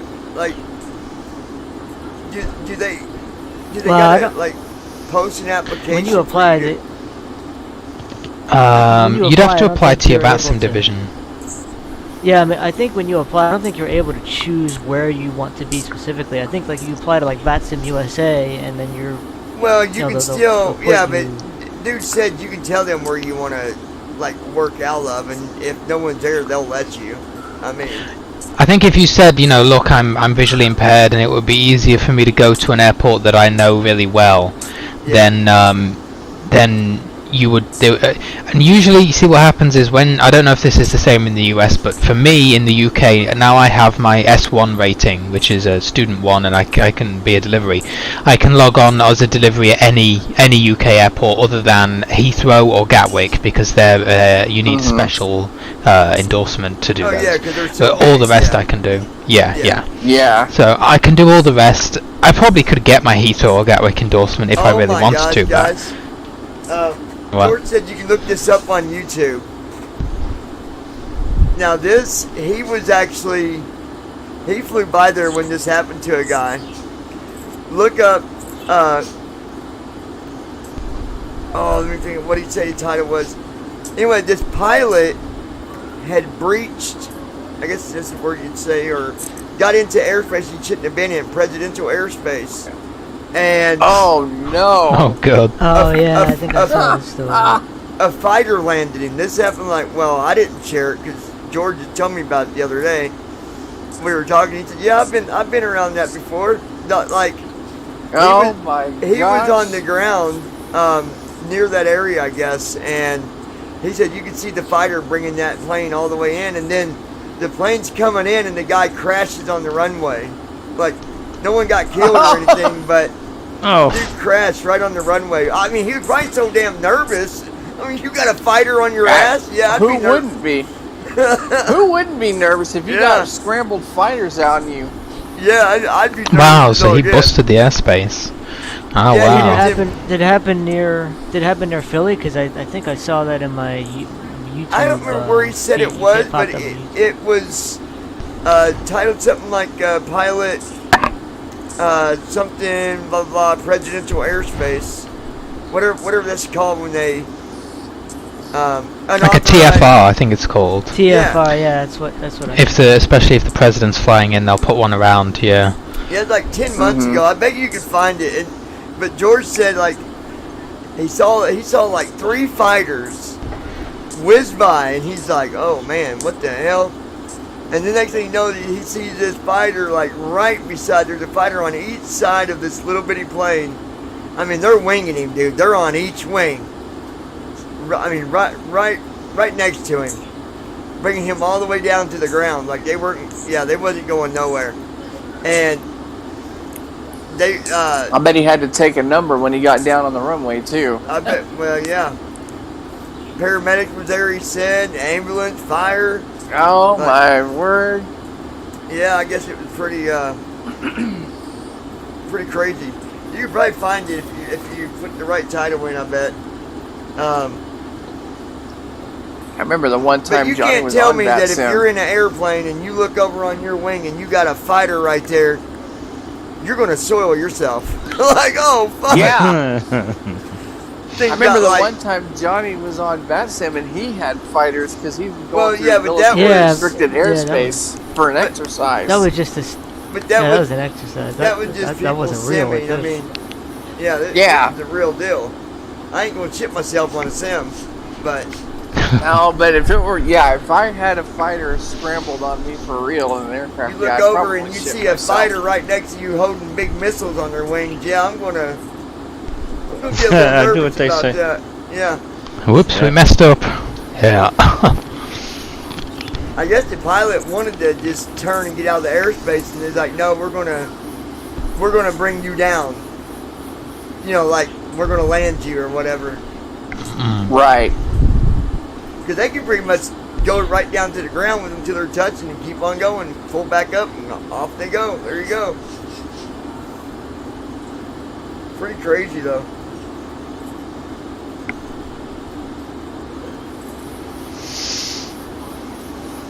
I mean, realistically, if it was like a Cessna or something, it probably couldn't really do anything, but it's probably still a security risk. What was that So- Cessna? Didn't it crash into the White House lawn once? Sure, there was like a private plane that Yeah. aimed at the that's- White Yeah, House. I think so. I mean, really, Josh, you could do a whole lot of No. damage with the Cessna. What if You got, could. You what if really could. What if you got that loaded with a bay full of bombs or something? What if that thing's packed full of explosives? I mean, it's really a flying bomb, dude. You could Dude, there was them idiots from other countries. They don't plan on landing. They plan on dying. They're raised to only know that they're going to die one day if they ever get that job, and they know that. It's not just people from other countries. Like, we had an American guy in the 90s who crashed a Cessna on the lawn of the White House. What's the odds of it being someone from our own people being a terrorist in their own country is possible, but it's rare. But that's what Declan was saying. There was a plane that crashed on the White House lawn. Yeah, I don't even know how it got that far, to be honest, but I'm pretty sure there was a Cessna, yeah. Let me just have a look.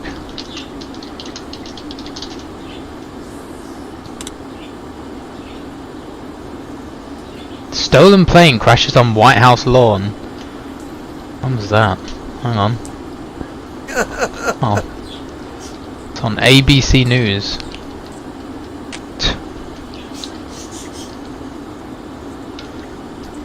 Yeah, I think I've seen that one. Yeah. Oh, President Clinton. So that must have been... Oh, yeah. That was the one I was talking about. Yeah, 90s. Yeah, the 90s, yeah. Apparently there was an incident in the 70s where a helicopter was stolen and landed on the White House lawn.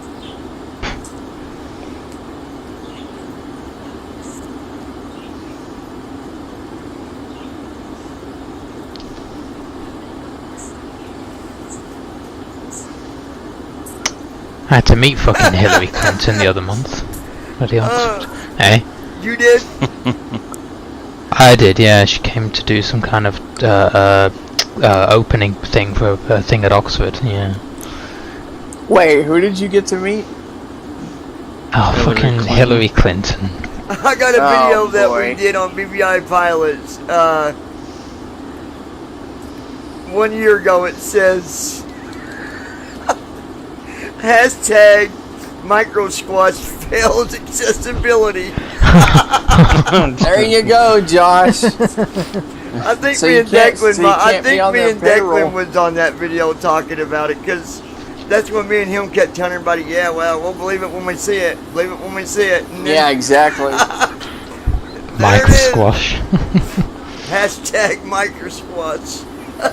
What was funny was the first day it came out, Rob bought it and he starts complaining about how bad it was and accessibility. It was like, I wouldn't have done that. He should have gotten Game Pass. You know, if you have to take that risk. Brandon, you got a Probably video should've got on Game Pass. BBI Pilots. I think I do. I think you're right. I don't remember It's- which one it was though. Miami to Toronto, Officer Brandon Armstrong. Oh! Yes! Yeah. I wonder if you cussed on that one. Well, there's another fucking I problem. Oh, God.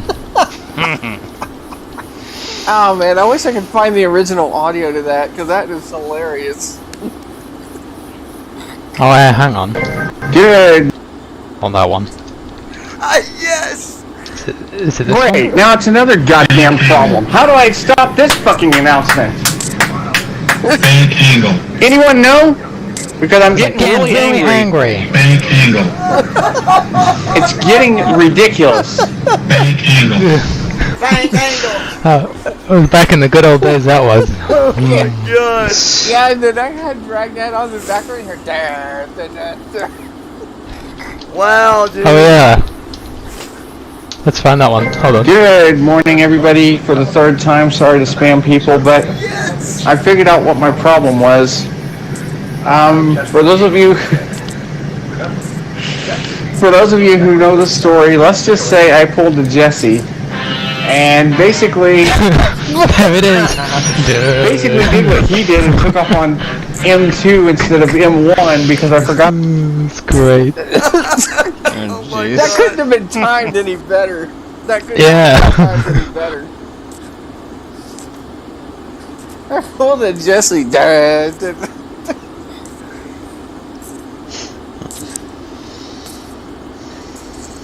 Oh my gosh, dude. That's classic. Classic stuff right Yeah, there. it man. is.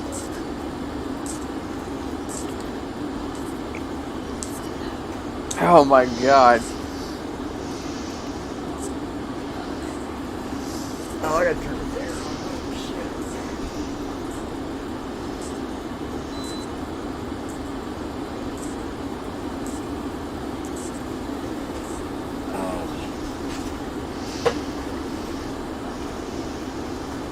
Wow. CDU Here's message display. Forecast uplink ready.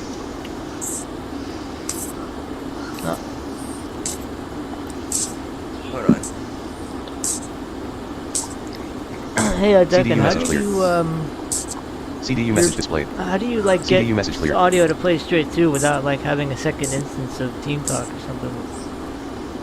Or you just have your line one play, up through your output of Team Talk. Oh, well, I was streaming those files. I have the actual Oh. files, so I was using the Yeah. Control S stream function.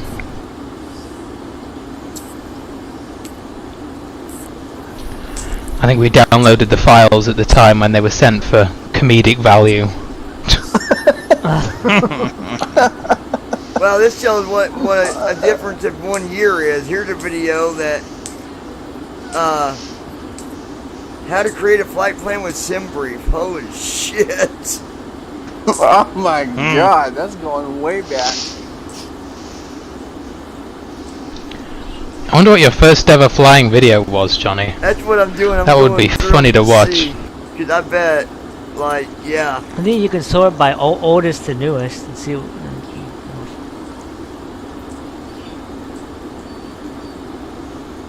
I'm almost through all of them anyways. Dude, I remember when he did his first VATSIM flight, he fucking calls me and he's like, guess what I did? Has it been that long? Here's a video right here. Flying with the honeycomb yoke 2 years ago. Have I owned yeah, a it has been honeycomb that yoke long. that freaking long? Oh, Yes. time flies. Time Yeah, I goes guess by so. real quick when you're having fun. Yeah, here's the out-of-box quality review. Yeah. Wow. Damn.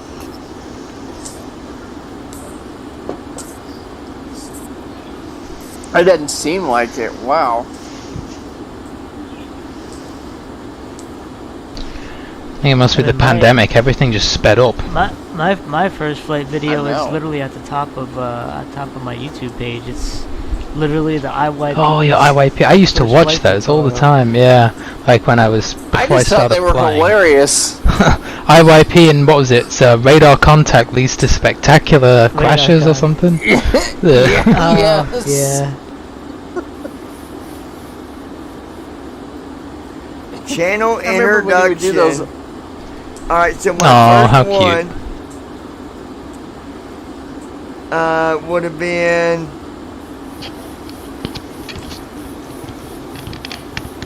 well, my first video was flying on VATSIM. Holy shit. Oh, talk about jumping the deep Yeah, end when head you- first. Oh, Dude, no, he brought me and Josh out of our show. Because Yeah, Josh we and weren't Brandon, really they- wanting to go on VATSIM. Their assholes started squeaking.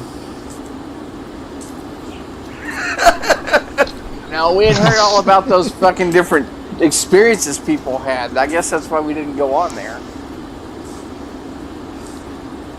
Well, see that's the thing. I don't go by like if Andy come and said, "Oh, I found a new program. It ain't worth a damn. I'll never use it again." Because I'm going to try that program Yeah. because everybody has their own level of Yeah. experience. Some people say PF3 is the best thing in the universe, and I say it sucks. I won't touch it. on PF3. So, I mean, yeah, it's- it's kind of meh. No. Yeah, no, it tends to be programs are good for especially if you're different flying things. Especially Yeah. if you're flying with the PNGG, just forget it. It's like it won't even go by your VNAV descent time. Yeah, doesn't know any procedures. Nice with the I'm voices, surprised but that guy hasn't really worked on that. Yeah, he has. But He's still working on it, yeah. if you put Navigraph into it, it might be quite nice because it has like 150 voices, but without Navigraph, yeah, it's I've argued with him several times on Navigraph and like why it would be good, and people would like Clean up come those with settings. dumb Oh yeah, I mean that would be nice too. Yeah, that would be very nice. Yeah. And get rid of the lag. Oh my god, the lag was atrocious. I mean, Well, 16 cores and it still lags. When I connect to the sim, I don't even touch it after that. Like I wait until either something fails in the flight or the flight is over to go back and like disconnect, or just close the sim and it will just disconnect automatically. Because yeah, that lag is annoying. Radar Contact used to do it too. Lag City. Oh, Radar Contact. You used to have to download that from that like CPU Google messages Drive or whatever. Invalid entry. Yes. Well, back in the day, like IYP days, I actually bought it. I actually bought it back then. No. Yeah.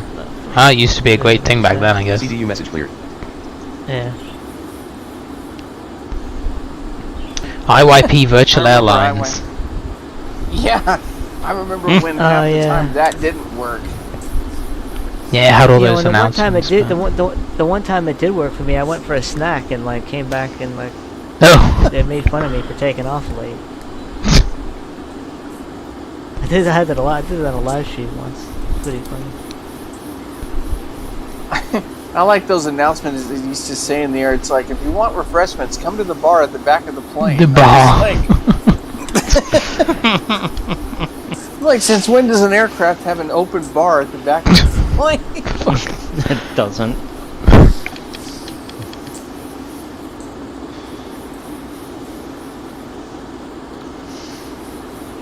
I mean, yeah, Robert had a dream of that actual airline becoming a thing. Like, it was supposed to be like a charter, small aircraft type thing, and I guess it was supposed to be like a ferry service. I wish he could have kept on with that, because, like,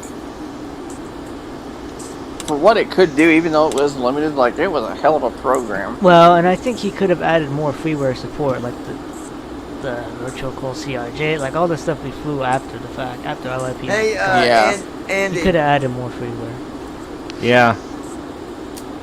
when you're done with the 737, I'm guessing we'll have the option to, if need to be, we'll be able to turn on or off Mach speed, right? The Mach button. Yes. I thought so. Yeah, I you'll just be able wanted to switch back and forth. Because right now, Yeah, it's a we toggle can't, basically. Oh, I was going to say about that, No. Johnny, because I think I was watching one of your videos where the other day where you were overspeeding. You can actually change the Mach if you go to the cruise page. If you go to Old Z and then I think it's line 2 maybe, you can type in a new Mach Oh yeah. and slow the thing down. That's- Because you'll already As be in far Mach as the mode. Is there a hotkey Yeah, okay. for that? Yeah, it was- for the cruise page? No, For the, Alt Z. oh, Alt Z, okay. So that's what line 2 is Um, Mach. Okay. yeah, that changes your cruising Mach. So, when the 37 is done, actually it might be before the 37 is done because the MCP is coming up here in I don't know, maybe about 3 or 4 weeks it looks like. And in there you can switch from Mach speed mode to indicated airspeed mode in the MCP. So then all you'd have to do is just type in your Mach number, flip the Mach speed, type So in what the would Mach it be, number, hit Declan? enter, Just and left stop 2, you type it in, like, you put like 0.75 or whatever, and then left stop 2? You don't have to put the 0, you can just put decimal, so You like just put decimal 78 .82. or whatever, or yeah. Oh, so you And the one that's in there now is your economy speed. But you can change it if you're having issues. So you just do like 0.65, for example. Yeah. Yeah.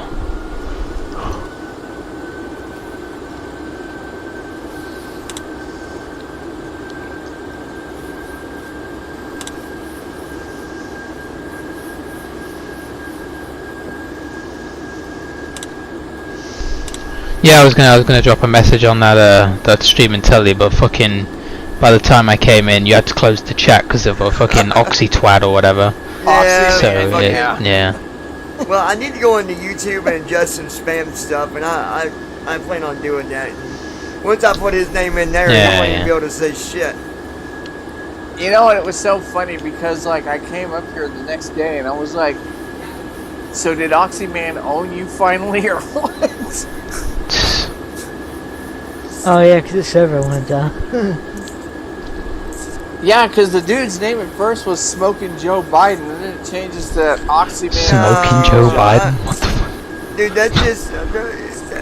he's an He must just idiot. have multiple accounts. Yeah. Yeah, he's not a very smart guy. I've watched his videos before. He's an idiot.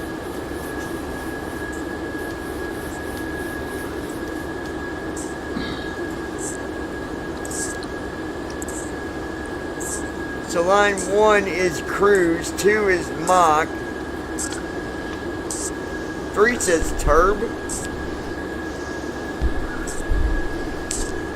Turbulence. I wonder if that means turbulence. Line 3 yeah, maybe. says Yeah, it is. Turb, and then beside that it says N1, Wind. Uh-huh.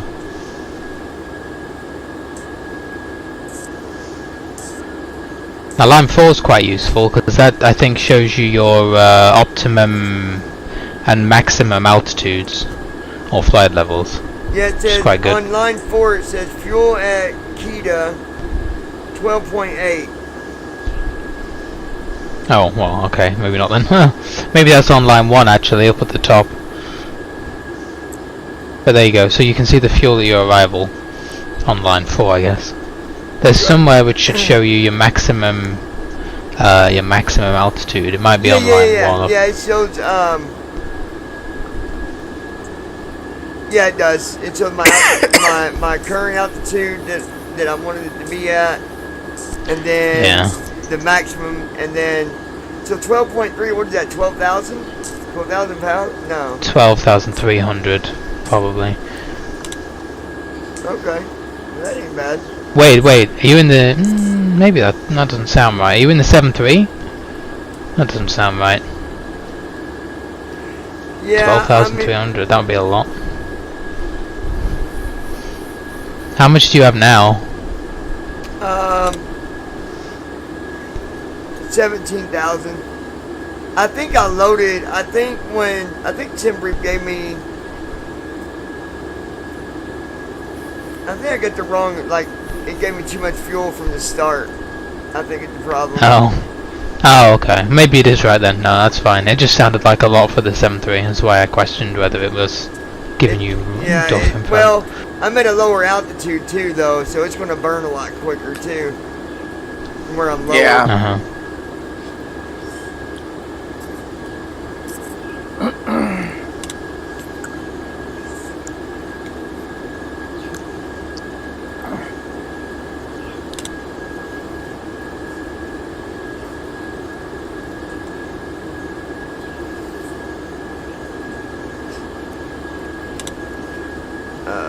Let's see.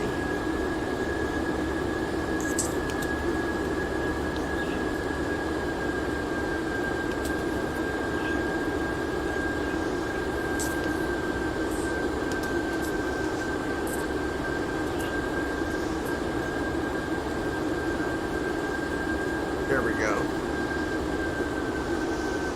Now.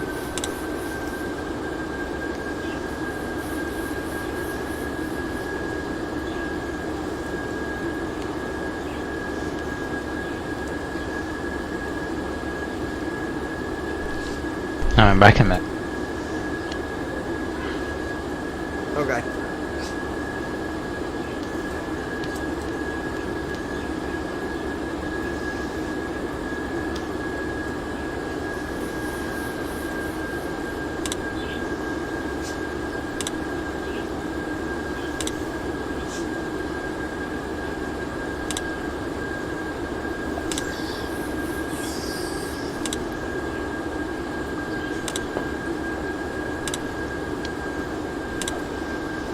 See, I couldn't find that.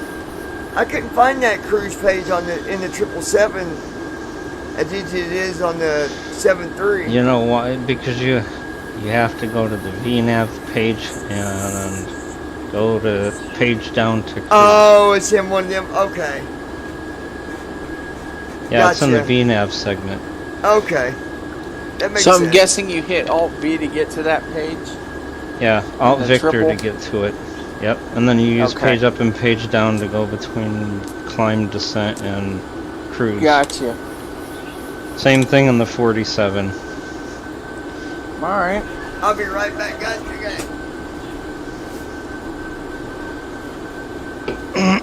Gotta go talk to John about a horse. I'll be right back.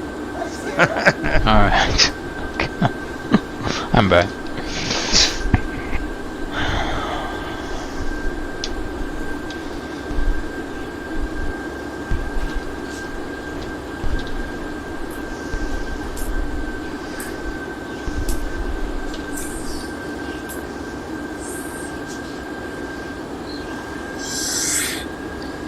Well, folks, I'm going to go check out a new series on Netflix, so I'm going to jump out of here for a bit.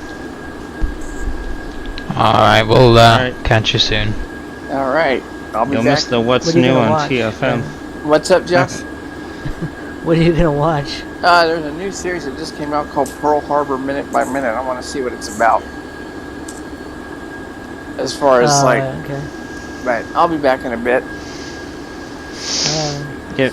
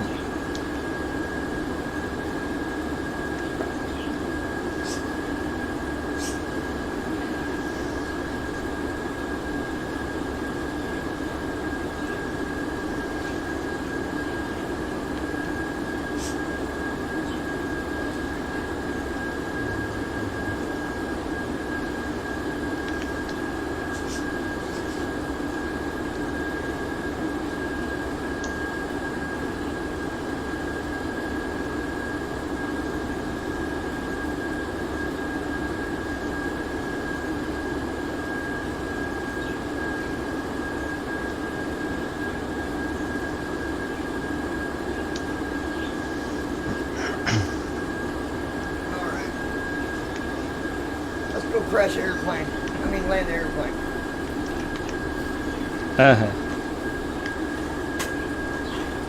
I see the old man Brandon left, huh? Yeah. He went to go watch a Netflix series that just came out. Yeah, a He had- documentary. He had to go take his old man vitamin. Yep.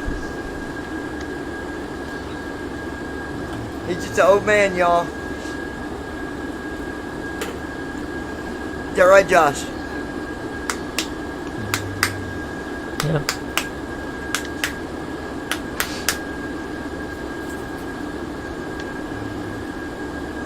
Well, my plan for this airport, you guys, I'm going to try, hopefully, slow down ahead of time.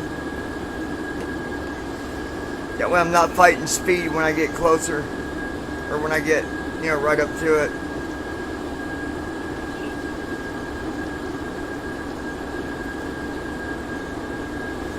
So I'm guessing first officer turns off Mach once we start approach. I'm guessing. Because we don't have no way to toggle it off. Yeah, I have no idea. It should turn it off way before then. It'll turn it off when you transition to airspeed. It's usually, well, 18,000. anywhere between there and 18,000, yeah. Yeah.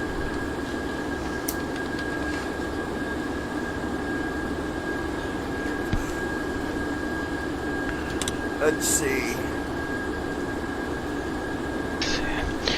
Our TFM event should be good. We'll try and get as many people as we can. If we can get all the BVI pilots Man, that'd from be the whole great. community flying, then we'll have a real train going down to San Francisco. You imagine, man, all Yeah, the planes yeah, coming there you in. go. I mean, we're going to have to... Yeah. How did you usually do it, Declan? Take off like every 2 minutes or something? Like one takes off and the next one waits about 2 minutes? And that one takes off? Or... Yeah. Just so we'll see who. Usually, you see who's kind of ready to go, like pushed back, and then we'll let them go, and then the next person comes, and the next person comes. You got to coordinate it. Otherwise, it just gets silly with all these planes on top of each other. Guys, looks like the Sim Update 10 beta's releasing tomorrow. Oh. Oh, nice. Yeah, I'm gonna sign up for that and see what. Yeah, see what's going on. See what's Yeah, I'm going gonna on, get because it. I bet you guys some of Yeah. the stuff they guaranteed or they said they were going to do. Well, no offense, Micro Squash, but Yeah, I bet it's not going to be there. We'll yeah, see, though. it's happened before. Yeah, We'll see. I have no faith in them anymore. Yeah, they duped us before. Yeah. Yeah, we'll just have to wait and see. I mean, I hope they do it, don't get me wrong. I hope they fix the AI and fix the accessibility some more, but we'll see. Yeah, exactly. Well, I mean, I hope they just fix the menus first and foremost. The AI, I mean, No, I it'd be hope nice. they fix I it mean, the too. menus would be nice, but they need to work on some of that flying stuff too. That's And the AI, because you can't Yeah. really complete a flight with it reliably at the moment. With it in a jet anyway, it's just no, it doesn't manage it Yeah. right. They said they were going to fix that and it was fixed, but it's still buggy as all get. it's mainly the approaches they need to fix. They need to fly a proper approach and not come steaming in and do these go around nonsense and whatever. Yeah. See, I thought they had it fixed in the first few flights that I did. It was, doing better, and then next thing I know, right back to the same thing. I'm like, oh my gosh. Yeah.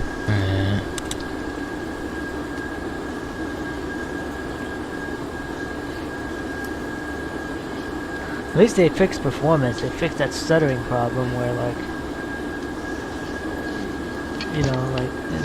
what was it, 8 or yeah, it was 9, where like you had in like the first update that came out for it, where it was like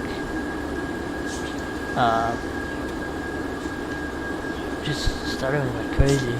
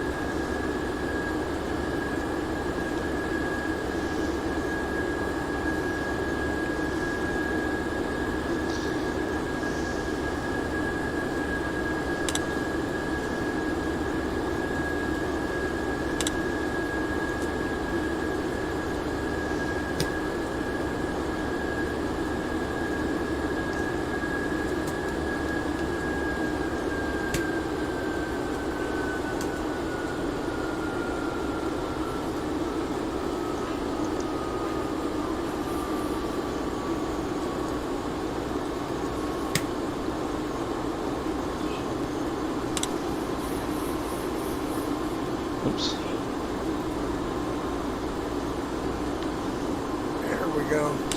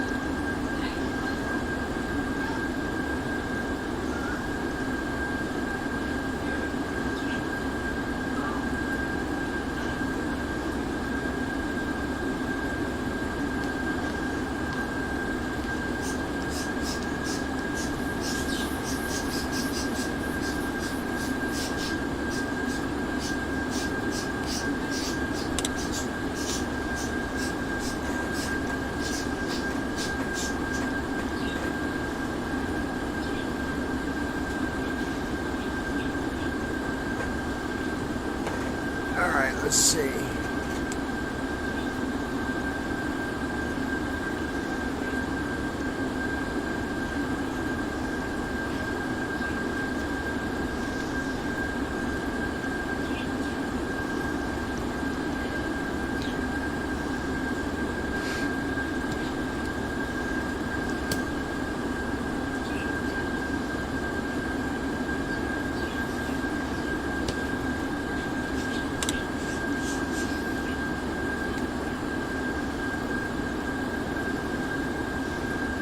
Eleven ten 205.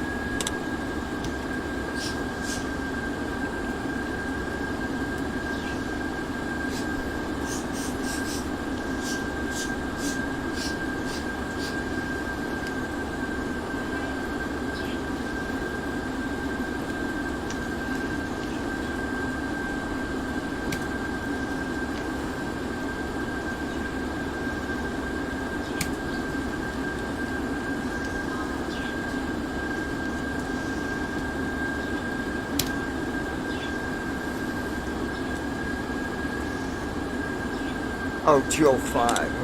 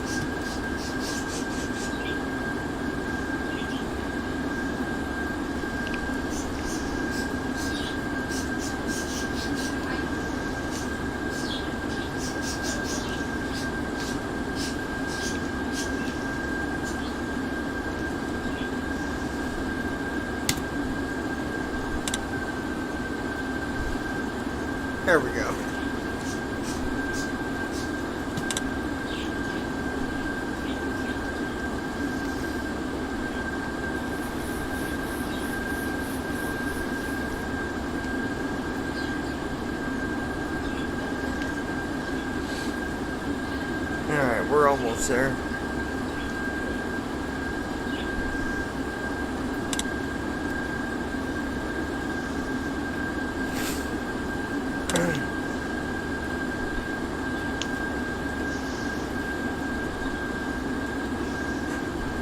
If you think about it, from 26,000 to 4,700 feet, it's not that far. It's really not far at all. No. 20, 26, 16, about 18,000, a little over 18,000 feet. That's why I'm trying to have be setting my speed the best I can.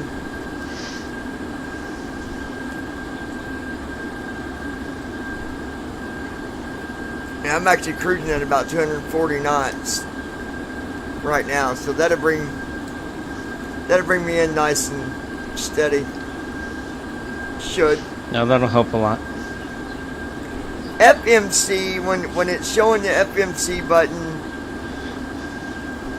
That means that the plane is controlling your speed, not you.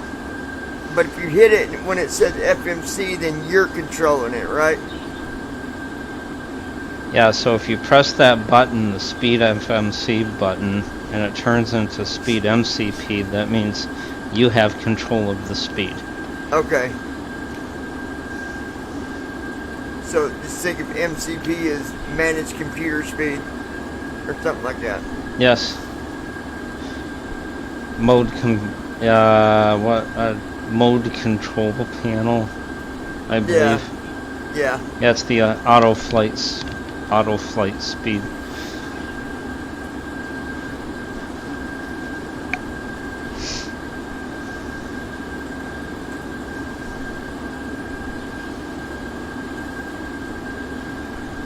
I guess our Chihuahua, we've got there was a cat that was abandoned, and we brought it in a couple weeks ago, and it's actually a munchkin. It's a munchkin cat.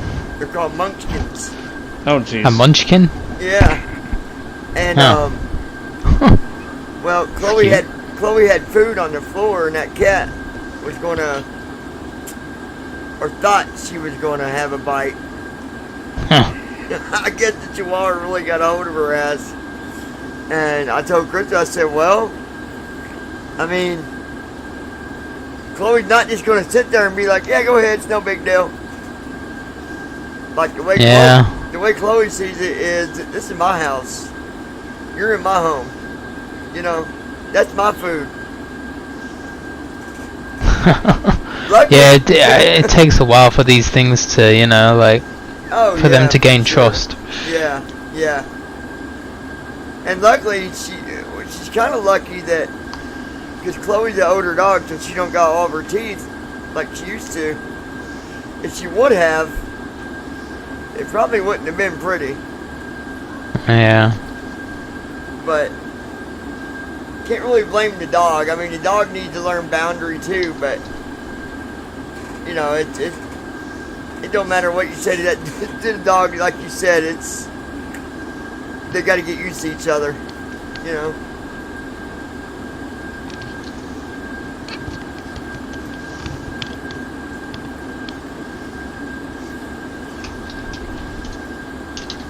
Let's take a look at this waypoints. Let me see. Okay, let's take a look.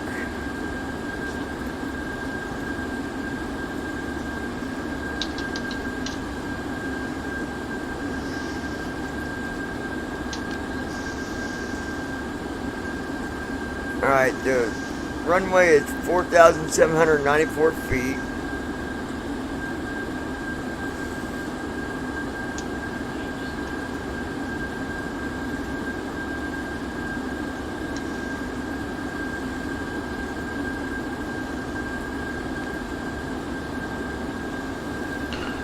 Oh wow, okay, we have a A380 in Dubai, where I am now for BVI. Man, maybe I could take the A380 out.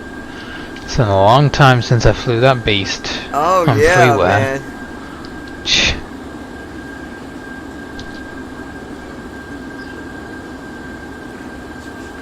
So we're going to be going from 303 degrees on a heading to our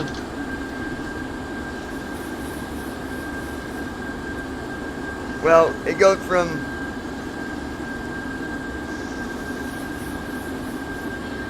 303 to 138 to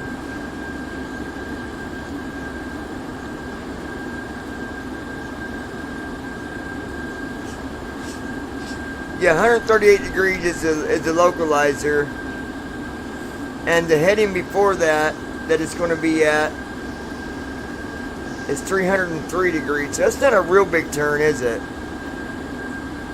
303 to 138.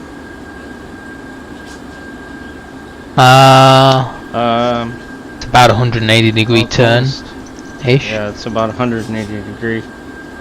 170 something, so you're looking at a pretty good sweep. Well, I'll be going slow by that point. I'll be at, 200 knots, maybe 190 knots. Yeah. And you got to remember there's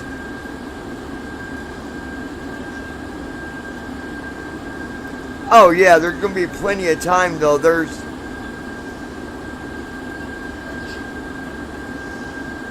the distance after the degree. Is that how far it's going to take from the waypoint before it?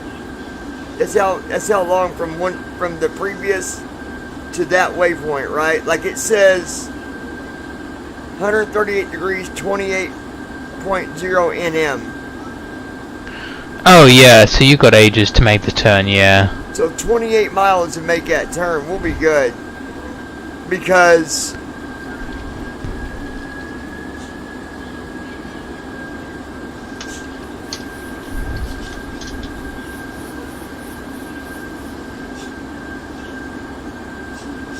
it is the number above the, where it says number 2, right above it says a degree. That is the heading for that number, right? For that waypoint. The heading above the number. Above the line is how long it will take. Yeah, that's the leg length. Okay. Yeah, for that Okay. for that thing. Yeah, it shows heading and leg. Okay, yeah, we'll be good then, because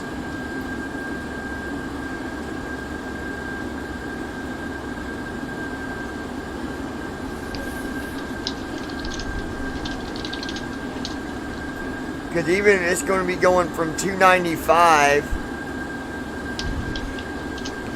to that 303, it's got 100 miles in between them two. I guess the reason they did that's why I ain't got a star, because the distance between them waypoints, there's enough there really isn't no need for it. I guess. Is my thought anyway. I might be wrong. I don't know why they didn't give an actual star, but Yeah, I don't know.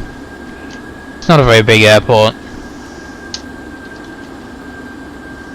no. I think it's only got 2 or 3 runways. And the only one, if you ever fly there, just know that runway 21 is going to be the only runway you can get an ILS.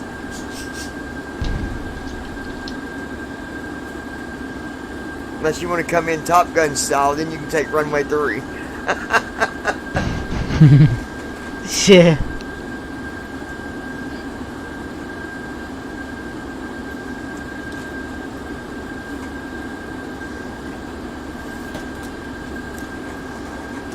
I guess during the make of that movie, he actually sit in the back seat of that fighter. He wanted to fly it, but they wouldn't let him.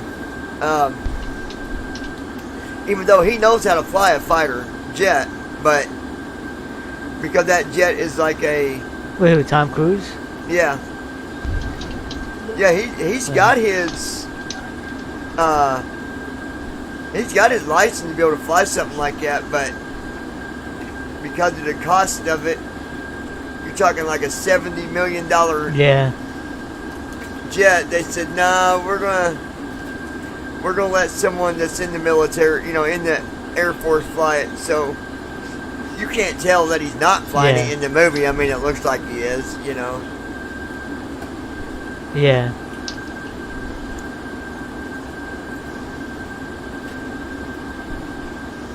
Oh, Declan, George got his new jet finally through the insurance and all that. He finally got his new jet back. Oh, the new Falcon.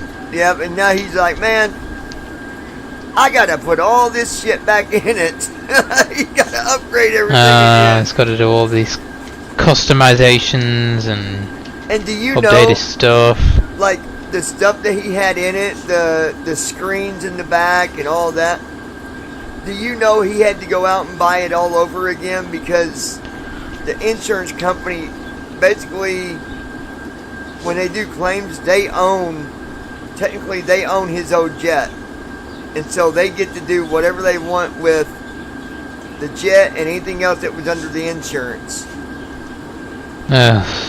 So he had to buy stuff. Some of the stuff he got out of it, but not 80% of it he did not get out of it. Yeah, that, wow. He's like, the lady called and said, well, you can go pick up your, the headsets. She's like, you can have all the headsets, even the passenger headsets. Because there was headsets in the back, too, for if someone was back there, they want to watch a movie, they can put on a headset, Yeah. And they're like, oh, you can come and get your headsets. George is like, oh, yeah. Oh, gee, thanks. That's the least, that was my biggest concern with the headsets. Not the weather monitor that he put in the back for convenience. None of the expensive stuff that he put into it, no.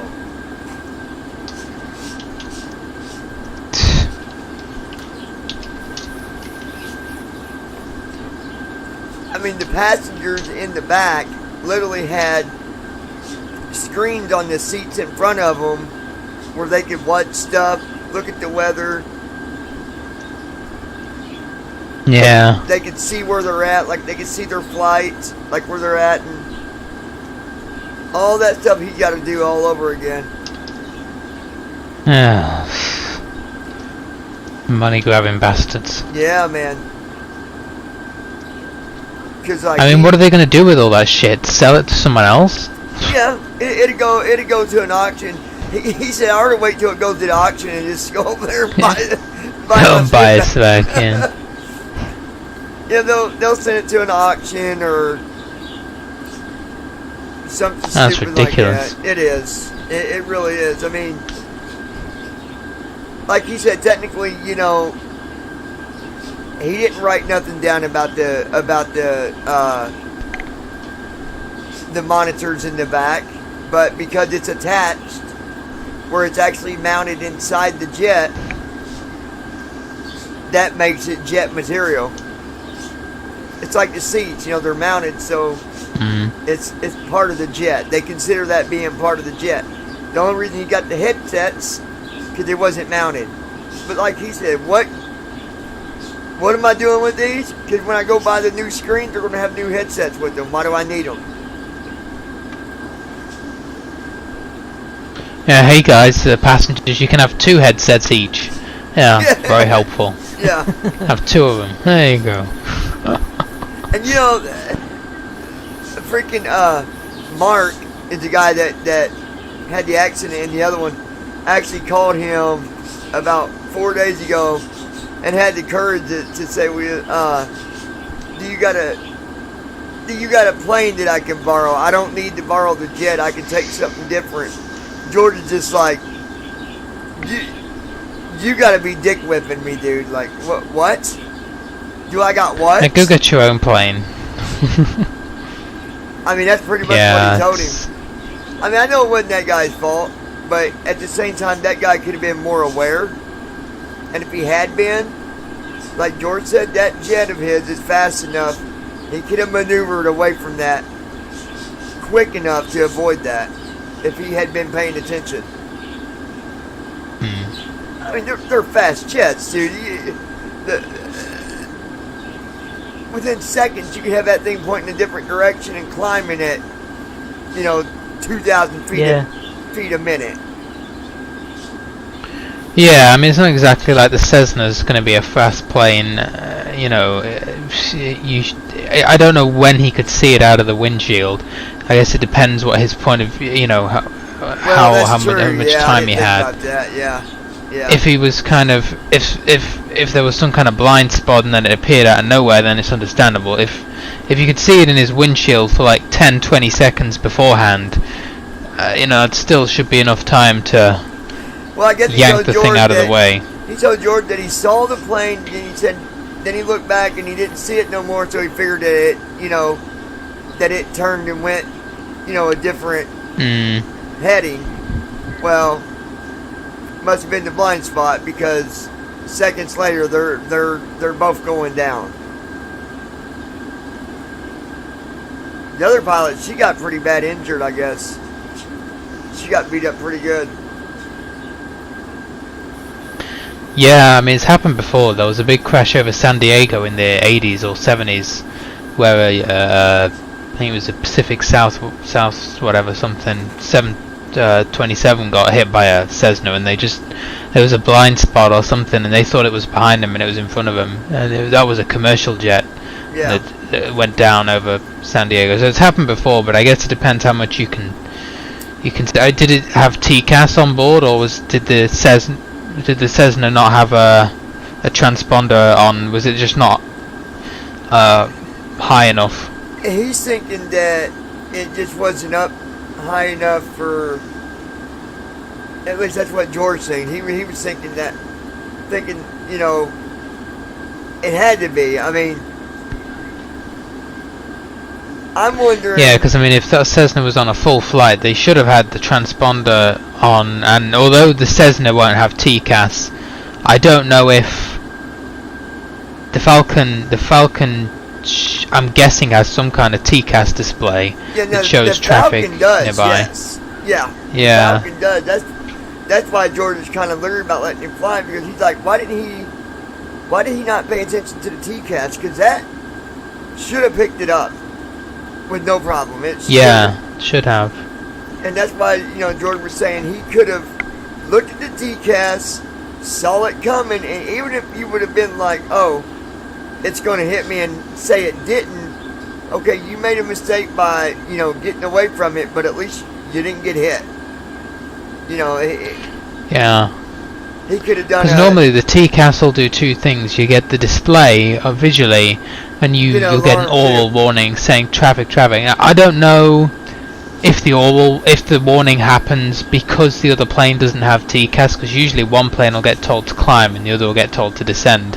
If the other one doesn't have TCAS in the Cessna, then I'm not sure whether it would still sound the alarm, but if it has a TCAS display, it should show visually on the display as well. Well, the insurance said that in Georgia that the TCAS had went off. So if it went off, why didn't? Where was the two people flying? Like, that's his side. Like, where were the pilots? The TCAS went off. Where was the pilot? Yeah. All right, good night. Love you, Mom. Like, if that went off, what was the pilot doing? He clearly wasn't paying attention, evidently. That's why George said. Oh yeah, I mean, if that warning went off, then you immediately. It's called a TCAS RA. Yeah. You immediately, even in a commercial jet, if you get a climb now or descend now, it doesn't matter about ATC, it doesn't matter about anything else. You just immediately follow that warning and you climb and descend. You explain later.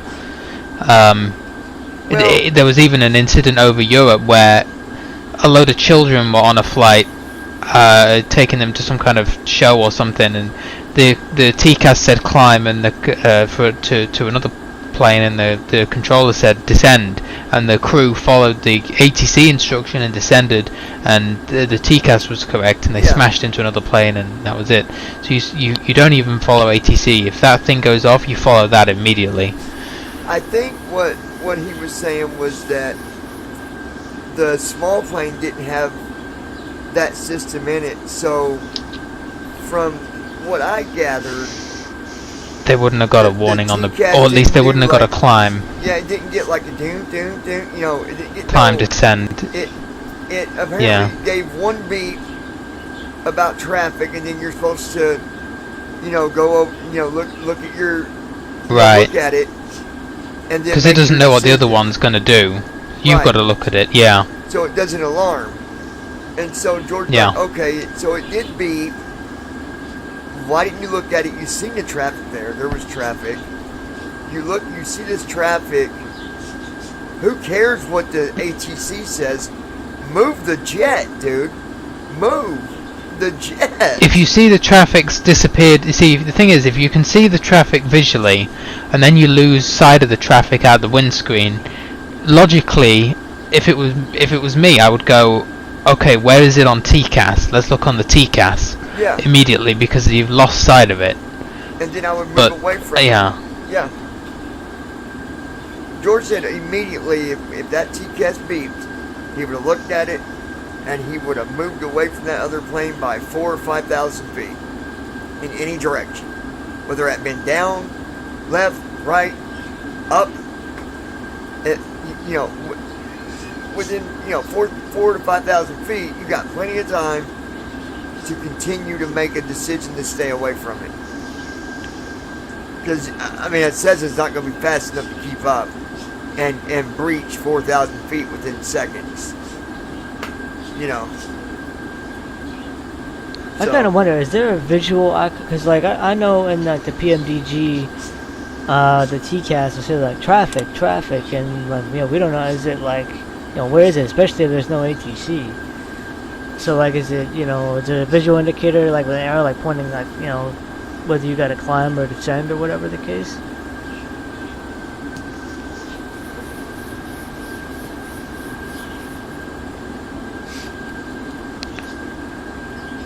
Hold on one. Yeah, I don't know what area they were in. Yeah. Localiza is alive. Runway heading 205. They was over by Hawaii when it happened. Or I think, anyways, I think they was over near Hawaii.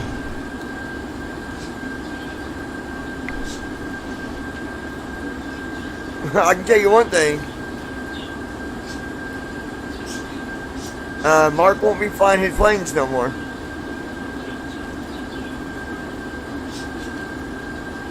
Yeah.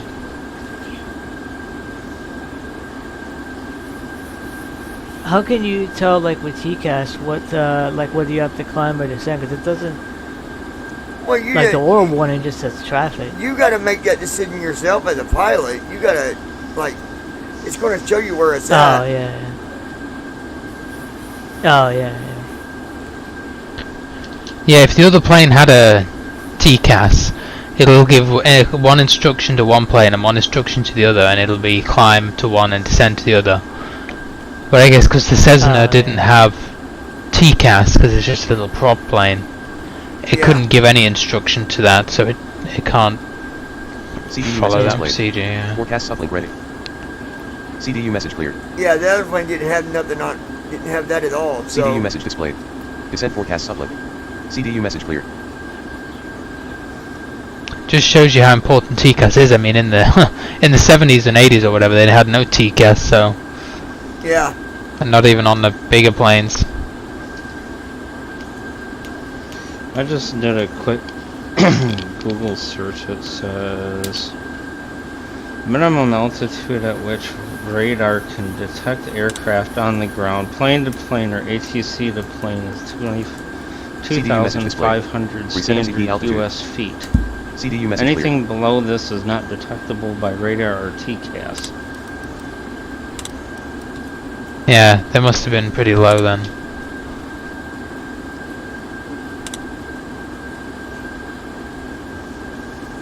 Yeah, like I said, even George says he doesn't fully he still, even after talking to someone, he still doesn't fully understand it. But like he said, you're not going to because you wasn't there. You know, you can try to... Does the Falcon have any black boxes? recorders in it, like the cockpit voice recorders or the flight data recorders. I don't know if it's fitted with those. I have no idea. I'm not sure if it's got that or not, actually. I didn't even think about that to ask him about it, but I'd like to ask him if it had a black box. I'm thinking that it would have a black box, because most of your planes... I'd be surprised. I mean, it's a pretty advanced plane, so yeah, maybe. Well, considering that he was flying, you know, companies was renting his plane, like, I mean, he was flying it, but they would rent it for flights, be taking places. I would think because of him flying passengers, I think you would think you would have to have a black box. Yeah. I don't know the full, you know.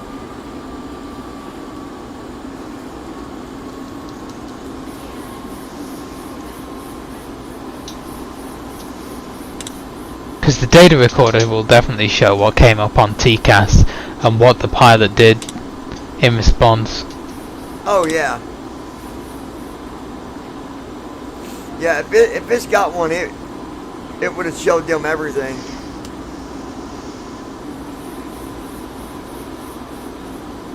I guess Mark asked, was there anything I can do to help out with any of this? And George was just like, no, I got it. Yeah, he can pay for all the new shit. Yeah, for all the stuff he had to add on to it. Yeah.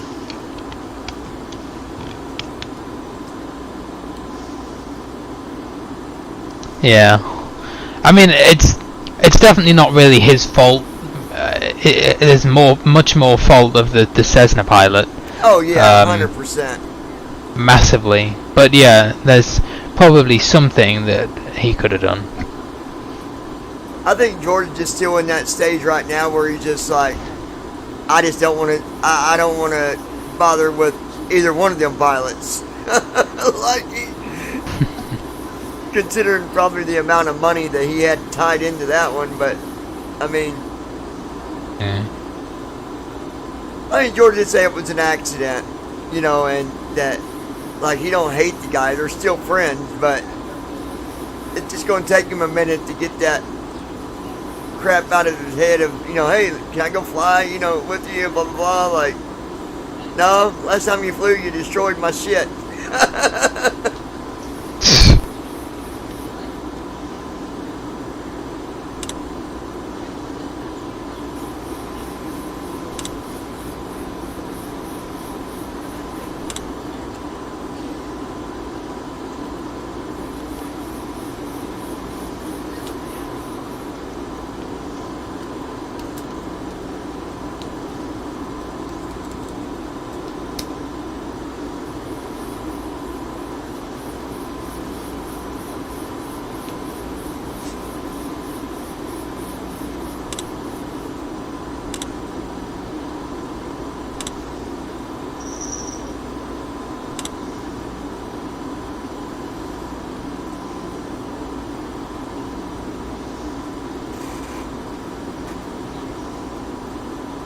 Alright guys, we are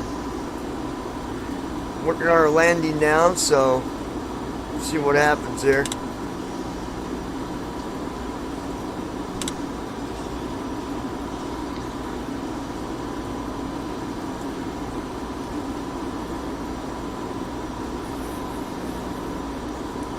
CDU message displayed. CDU message cleared.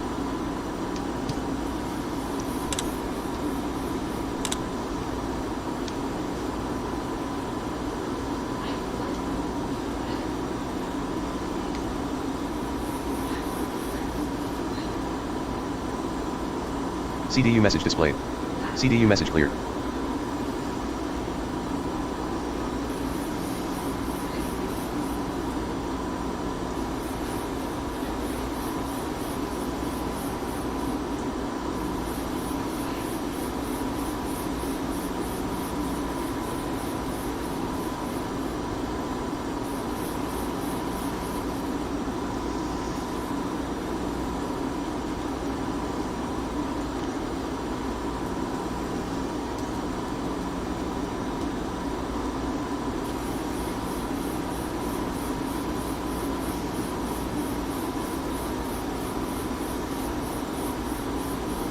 my goal here is come in nice and slow.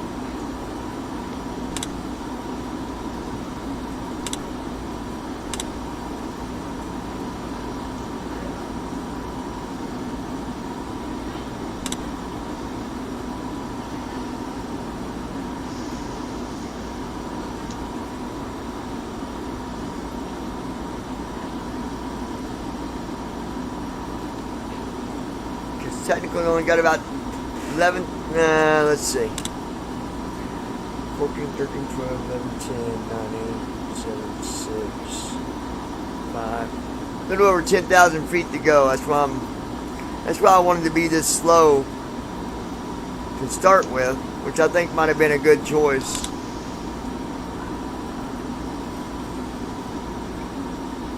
It's what I've explained to Brandon was that, look, you can be at 35,000 feet going 220 knots.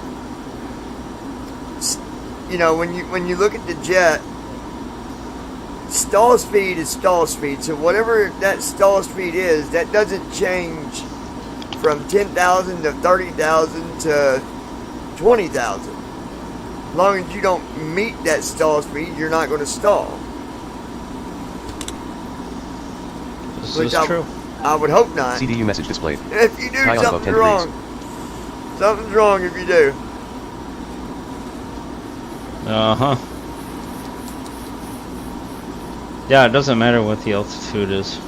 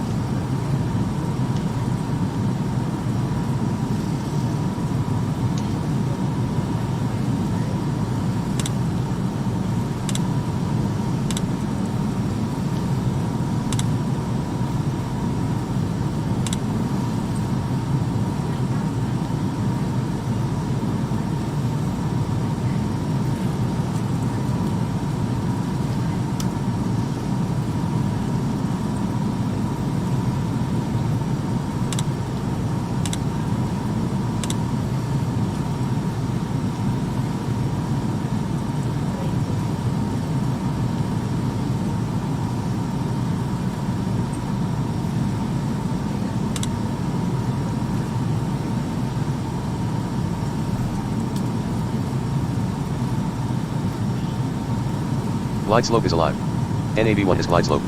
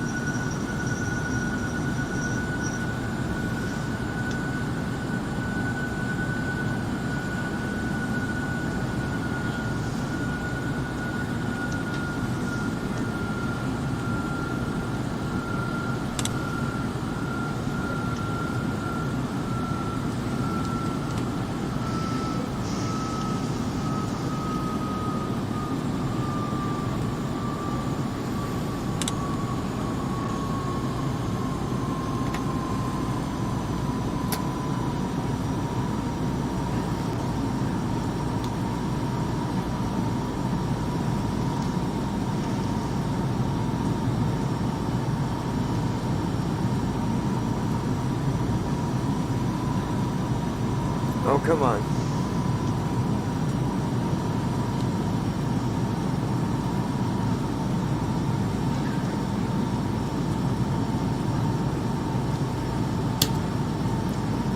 Approach on. 1189 below. Right 65. 1160 below. Right 65. 1210 below. Right 65. 1260 below. Right 65. 1303 below. Right 66. 1369 below. Right 66. 1411 below. Right 66. 1471 below. Right 66. 1525 below. Right 66. 1583 below. Right 66. Oh, the thing's losing it. Needs to turn to the right. 1646 below. Right 66. 1700 below. Right 66. 1759 below.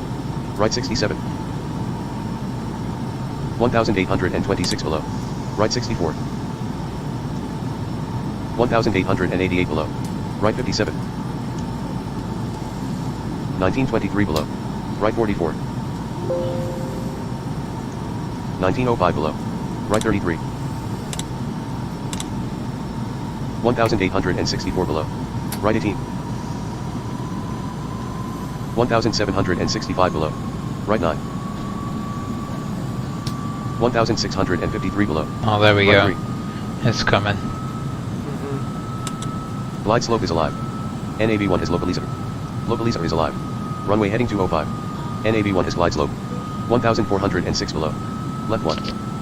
1305 below. Left 1. 1216 below. Centered. 1124 below. Centered. 1032 below. Centered.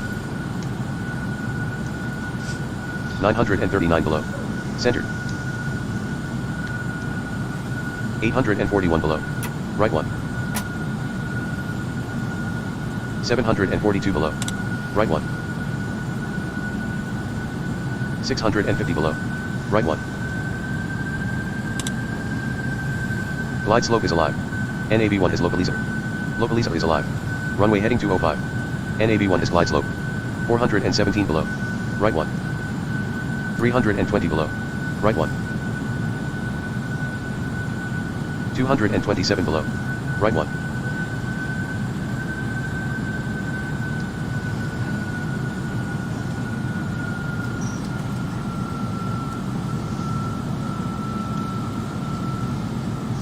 Landing checklist.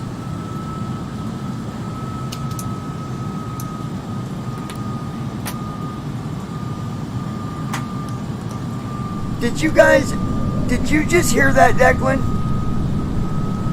It said landing. It just said auto land on.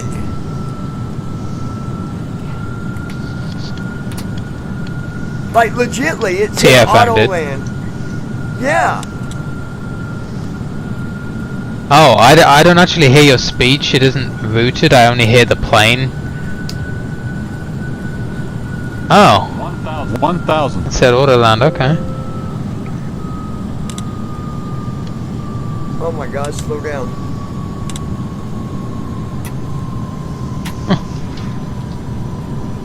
Oh, these are hard, man. Come on, slow down. I mean, Right, I've got two of you going, one on the video, one on the server. 500. Oh God, Yeah. we're on a full auto land, but oh God, I don't know. 400. Oh god, what's your speed? 160. 300. Oh, I'm 20 hold on, over. I think it's getting there. 200. 154. Minus 689 a minute. Okay. 100. You're gonna make it. 50. 50. 40. 30. 20. 10. On ground. 138 knots. 129 knots. Yeah, I don't know why it said auto land. It said auto 119 knots. land. I'm like, what the hell? 108 knots. 97 knots. First officer said I don't know. that? Or Does TFM said it? TFM have the light in it now, or? TFM said it. 77 knots. No, TFM doesn't have 67 the knots. light. I wonder if first something 58 else knots. triggered it. Because 49 we don't knots. have the I'm we telling don't you, have that I, stuff in there. I swear to y'all, it said 39 knots. auto Huh. land. It said 34 auto knots. land on. 29 knots. Or auto land Okay. ready. Yeah, yeah. Weird. I was listening. 17 knots. Yeah, I was listening when you said that, and I 12 didn't knots. hear. Like all I heard is you saying that it said it. Well, you're not going to hear it, dude. You can't hear my. It was my screen reader that Oh, said jeez. it with TFM. Huh. Like I'm telling Yeah. you, it said auto land. Oh, It okay. straight Oh, up screen said reader it. said it because I heard Sappy with the approach stuff, but I No, didn't hear. Sappy Okay. didn't say nothing So about it's- auto land. It okay. was the screen reader, and I don't know what caught it. I don't know.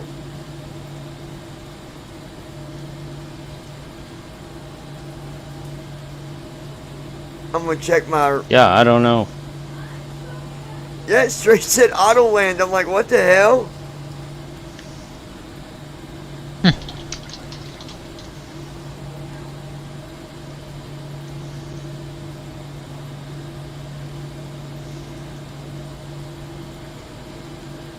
I'm gonna check the landing rate.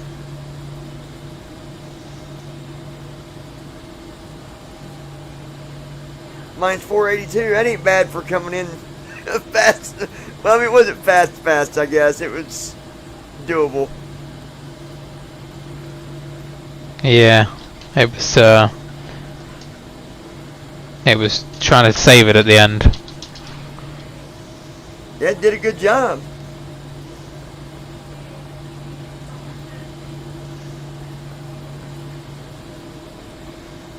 Damn it, come on. There it is.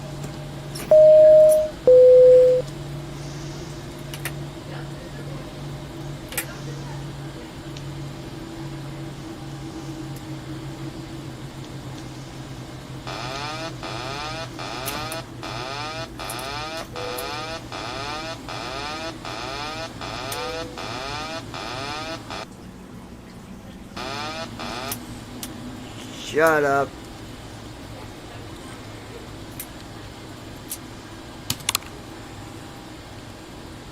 I've never heard even my screen reader saying that about Autoland. I've never. CDU message cleared.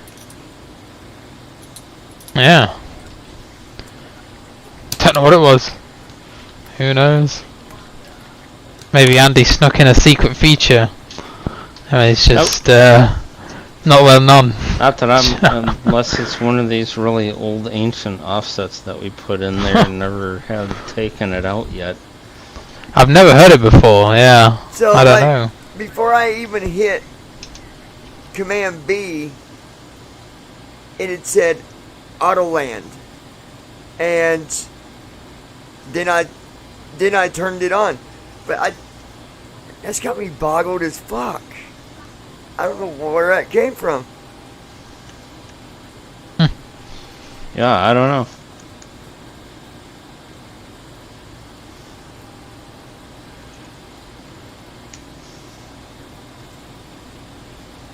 You don't think by chance somehow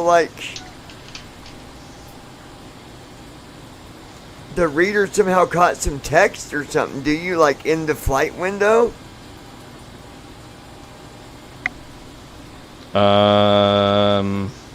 By I wouldn't think so.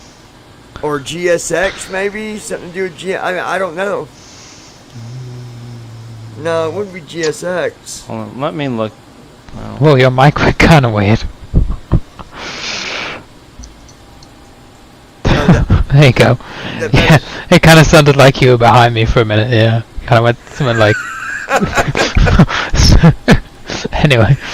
Yeah, it's got that damn like if I move around, it like. I think the next time when it happens, it's probably never gonna happen again. But Probably the not. next time it does happen, you can hit right back and Shift R, and maybe it might if it was GSX or something, it would have been a SIM connect message.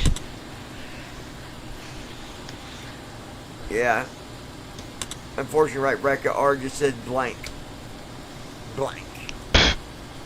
Blank. Yeah. Wank.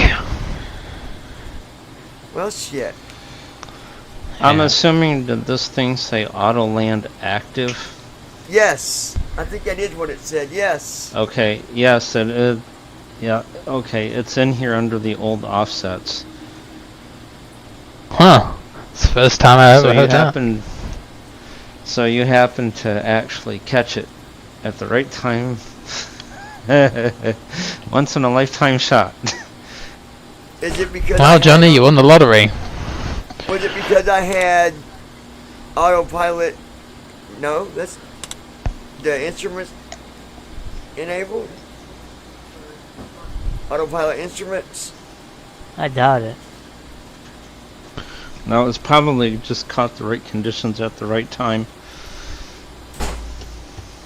I guess normally we're reading something else, so we just did, but you know, Yeah. I don't know.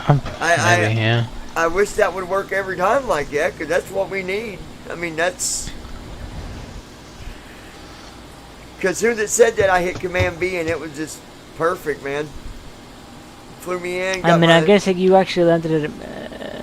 I guess if you landed at a Cat 3 ILS too, like that's perfect. That's a condition too. Cat 2. Yeah, Cat that's 3, what Category 3 is probably where it came in.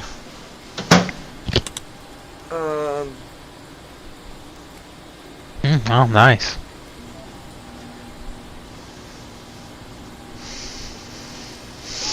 It doesn't... Well, don't tell me the category under the right bracket Control D. It just says... What about if you try right bracket Control S, go to the speech log. Oh, yeah. it's probably long gone now. It clears itself when you spawn. So if you've already spawned, it might have cleared it. Go right to the top of the list. It's probably cleared it. Yeah.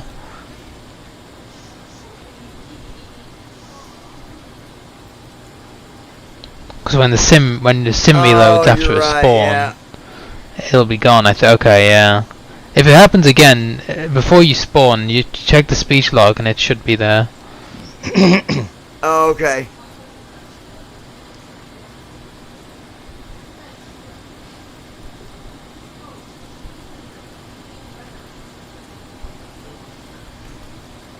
Yeah, not a bad flight though. I don't know what that brought the airline. Probably not a probably not a lot. It wasn't a real long flight, 2-hour flight. Oh, a little bit.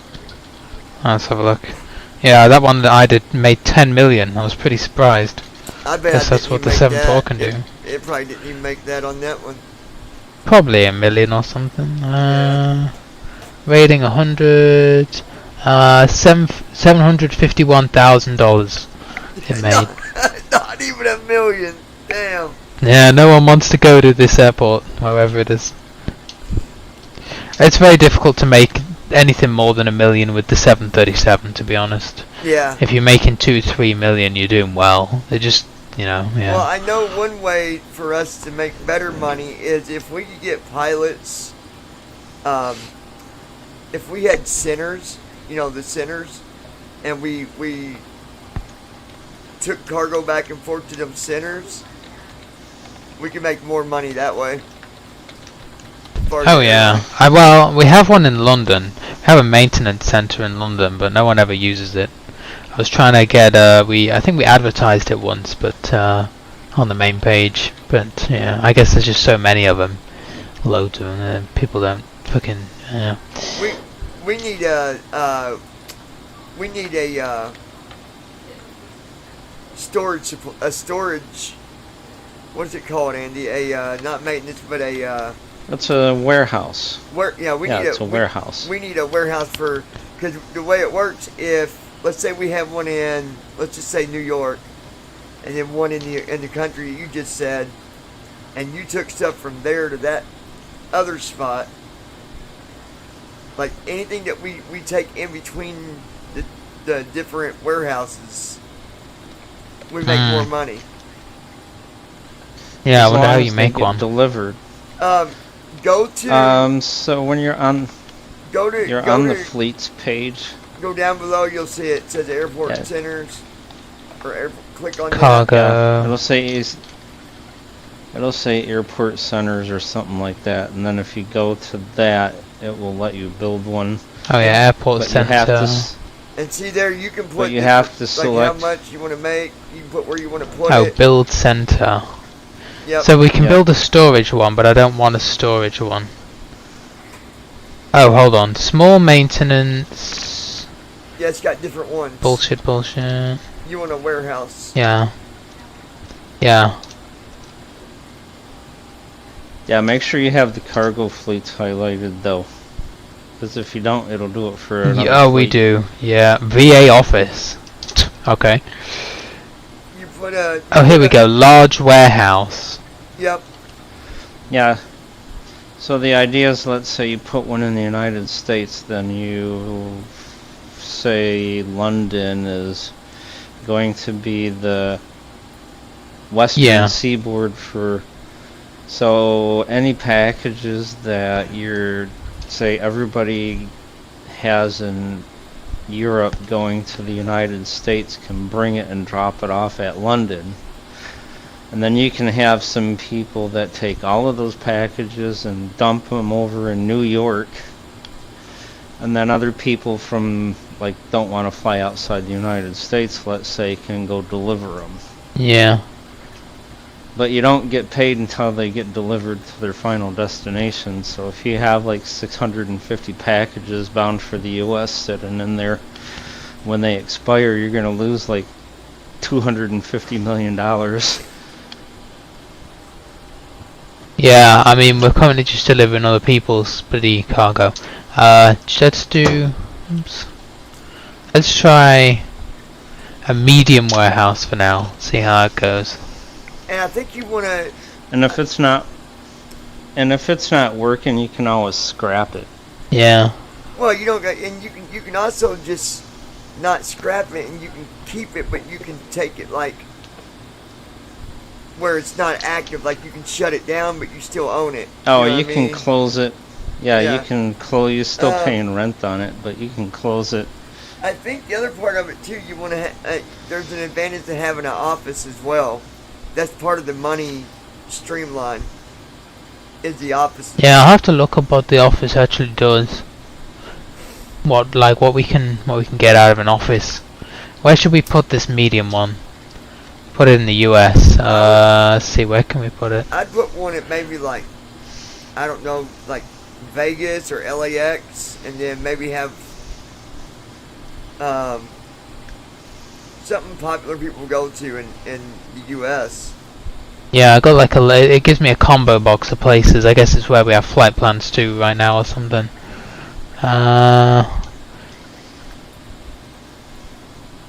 Could put it in San Francisco. Could put it in. Loads of these are in Europe. San Fran sounds like a good spot too. Yeah, let's do that because we're doing that event there. Some people could fly some cargo out of there or in there. Yeah. We could San do San Francisco. Fran and then put one over in your country. If it would let you.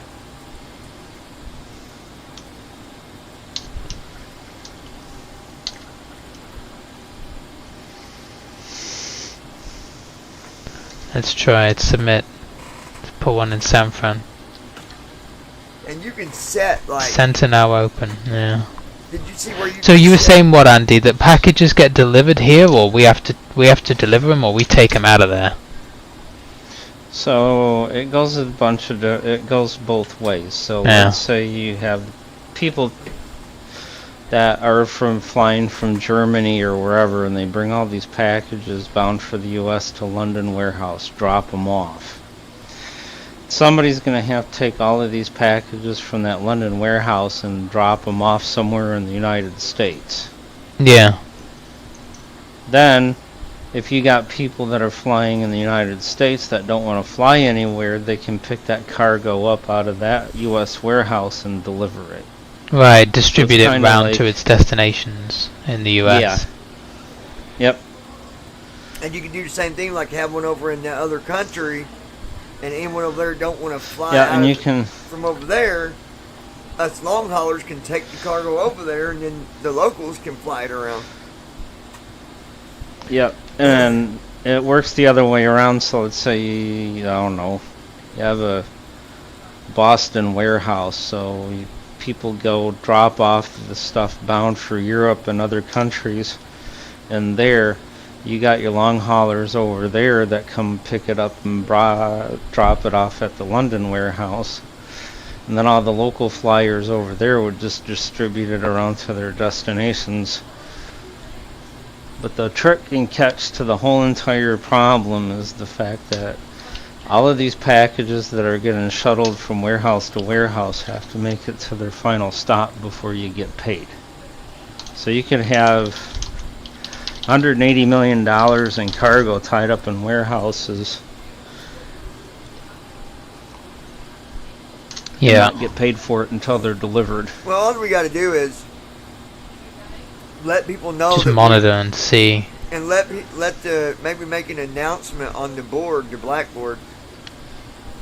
That Oh yeah, and I'll put it in the group. Okay, we have one in London now as well. there So we San go. Fran and London right now. Just make an announcement that we got warehouses in those two places, and you know, it'd be good if we get pilots to deliver to and from.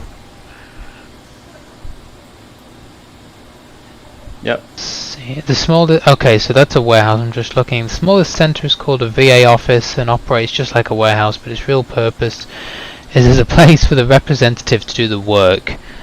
It does, of course, have a storage closet where up to 1,000 kilograms of packages can be stored. Oh, it's a small, Okay. okay. So that don't really do us no justice, does it? I'm not going to bother with an office now then, but yeah, we have two medium warehouses. I'm just going to see how they go. We can get a large warehouse, but we'll see how these work out first. Yeah. Just so we don't get loads and loads of cargo tied up and then it doesn't work Yeah, out. just The sits there at other the thing warehouse, the other thing that's really cool too is the maintenance garage. Instead of paying 30-something million on an A-check for a 77, you could Yes. pay 82 million if you send it to your own warehouse. Yeah, we have a warehouse in London, yeah, and it's an extra large one, I think, so we can actually handle A380, up to A380s, if we wanted to. I need to get one in the States, but they're I think they're pretty expensive to build. Yeah, they How are. much do we have now? Let's see. We now have, we had 240 mil. Oh, we Go- still have 240. It goes pretty quick. Okay. To play Yeah, specific I guess- songs, you'll need to sign up for Amazon Music What the Unlimited fuck? Family Echo. Plan, which look Stop. here's a station Okay. based on the song Power Echo. Rangers. Stop. It's gonna play me. It's just like Power Rangers. What the? Johnny Here's a song Secret. based on Power Rangers. Go, Johnny go, likes Power Power Rangers. Rangers. Don't tell nobody, you guys. It's my fantasy. It's what he watches, you know. He gets off the server, he's like, man, I'm gonna go watch some Power Rangers. He's got his Power Rangers pajamas. Yeah, man, I even got the sunglasses that says Power Rangers on the side of it. Fucking Echo. The hell. Yeah, we can make money. All we gotta do is get the pilots to. I mean, hell, even if they get it to the warehouse, you know, me and you and whoever, we'll deliver the shit. I mean, As long as someone does a long haul every few weeks or months from London to San Fran or something, takes all the packages from one to the other and then once they're in San Francisco or London, like, you know, you guys mainly fly in the States, so you can just, you know, distribute them around the States, and those of us who usually fly in Europe can just distribute the ones from London. Now, Andy, for our pilots to haul that stuff, instead of just going and doing select cargo, don't they gotta like select our cargo in the list box, like, or it's just gonna load regular cargo, isn't it? Well, so what they would have to do is, once they book their flight, or even before they book their flight at that rate, you go to, under the airline combo box, there's a link called packages. So you go to that, and there's going to be a heading called actions, and one of them might say load 737-900ER, 47,000 pounds available, 4190 max.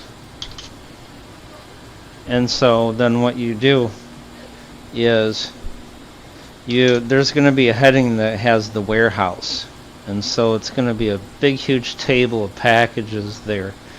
So you check the boxes for all the packages this 737-900 is going to deliver.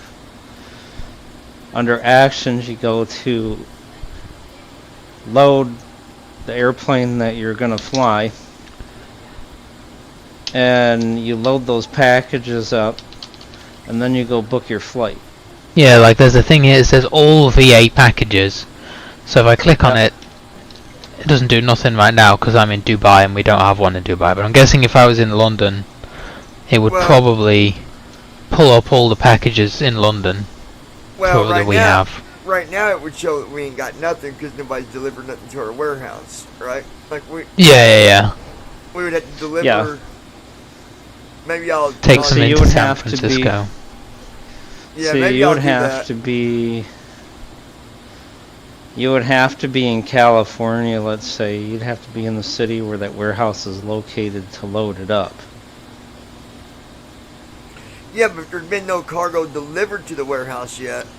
You just. But yeah, no, there's no cargo in that warehouse, so it's not going to show it to you. Even if you just went to packages and it says airport packages, it won't even show it to you. You just load regular packages and then take it to the warehouse over to London, right? What's the airport code there, Declan? Maybe I'll do a flight over there. What, San Francisco? No. What's the code for that? No, the one over in. London. London. Oh, Echo Golf Sierra Sierra EGSS. EGSS. I'm guessing they probably got pretty good runways there, don't they? Yeah, it's a slightly smaller one. It's not Heathrow. It's called London Stansted. But yeah, they have a big runway. Do we even have a 777 at San Fran? Let me see. So cargo.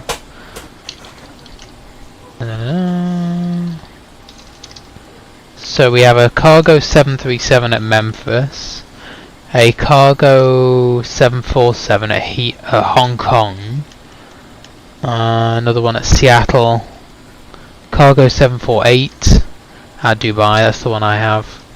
Let's have a look. Singapore, now let's have a look. Triples, one is in Mallorca, another one is at Newark. We have one at Newark, KEWR. So you could fly to Newark and pick one up. Okay. We have a 777 freighter. That's where our US one is, I guess. I need to freaking. The other one's in Europe. Because Newark is actually my home airport, but yeah, I don't have freaking 777. KEWR. Maybe I'll fly to KEWR. I'll fly this one I got here. Good doubt anybody else is gonna fly out of Idaho. Cause they're gonna see the high runway and be like, Yeah. Yeah, you could do a test actually. If you fly to Newark and pick up that triple, you could try load it up with some packages and take it to San Francisco. Okay. Try put some Yeah. puts them in there, just see what happens. Newark is not a bad airport to fly into. Like it's just a normal. It's no high runways or nothing. I'll fly over to KEWR from where I'm at now, and then I'll drop this jet off there for time being. I think this jet, I think eventually I need to get this back to Canada because I think this was supposed to be in. Oh, is it a Canadian domestics one? Yeah, I think. Okay. I think you have to look, but I think eventually I need to take that back home too. I think it Let me have a look. at CYYZ. I believe I got it. I believe. Unless It might be in our someone flew it Canadian fleet, yeah.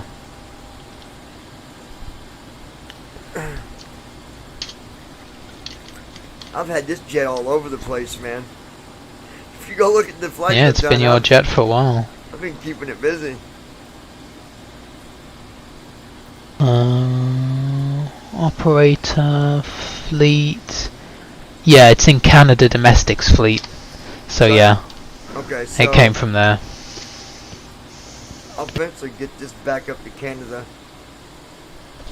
Well, you know Yeah. what I could do? I could fly this to Canada and then just get an airport ticket and go to KEWR and then Yeah, that'll yeah, work too. Yeah. I'll just do it that way. That way I can get this plane back back to where does it belong? CYYZ or CYYC? I think it's It doesn't matter wherever you want.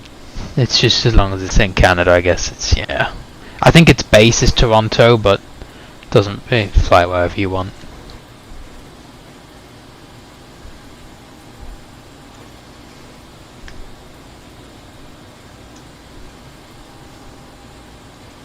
Yeah, now that I got my Alpha and Bravo working the right way, man, I've been back to flying my normal way. That's why when shit got, that's what I try to tell Brandon, like, when a flight really goes really weird on me, I know something's wrong because, I mean, well, you know when you can fly, you can fly. Like, you know, it's like, it'd be like you going and doing a flight and just something really out of just stupid happens. You know if it's you or if it's something going on, you know. Oh yeah. I really hope that when Brandon gets the PNDG and starts flying on VATSIM, I hope that he doesn't, like, as soon as like one little itty bitty mistake goes wrong, he like disconnects, like, because he used to do it all the time with the Tramp. Oh, he Like, can't be doing that, dude. Like, I would wait until. I mean, I would wait until it was like absolutely dire, like the plane was like in the only way a that dive I that I couldn't recover from or Sam something. is if there is nothing that I can do at that moment to recover the problem. If it's irreversible and I can't get out of what's going on, I'll go ahead and disconnect. But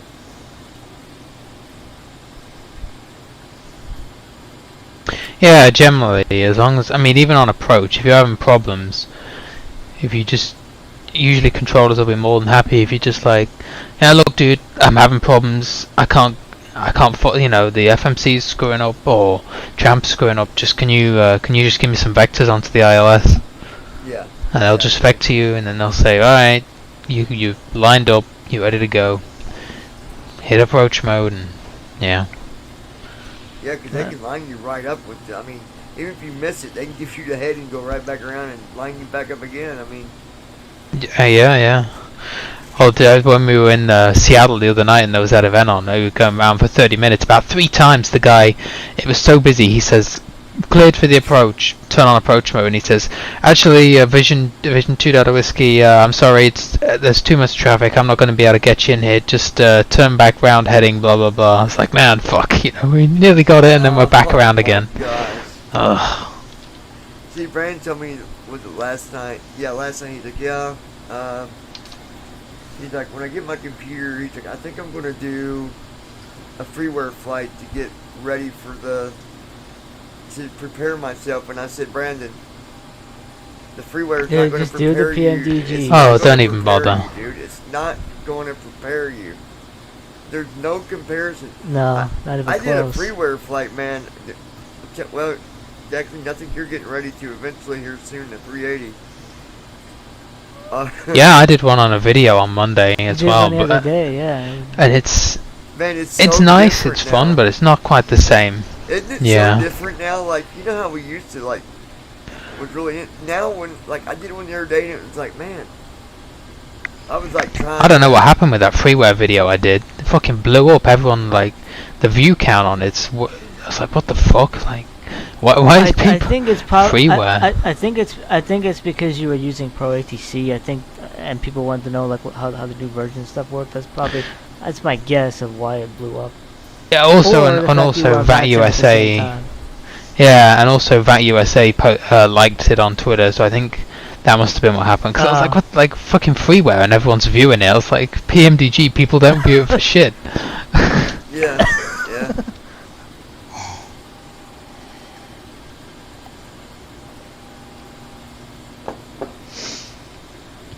Well, I do have content for this week. Not very much, but I do have some.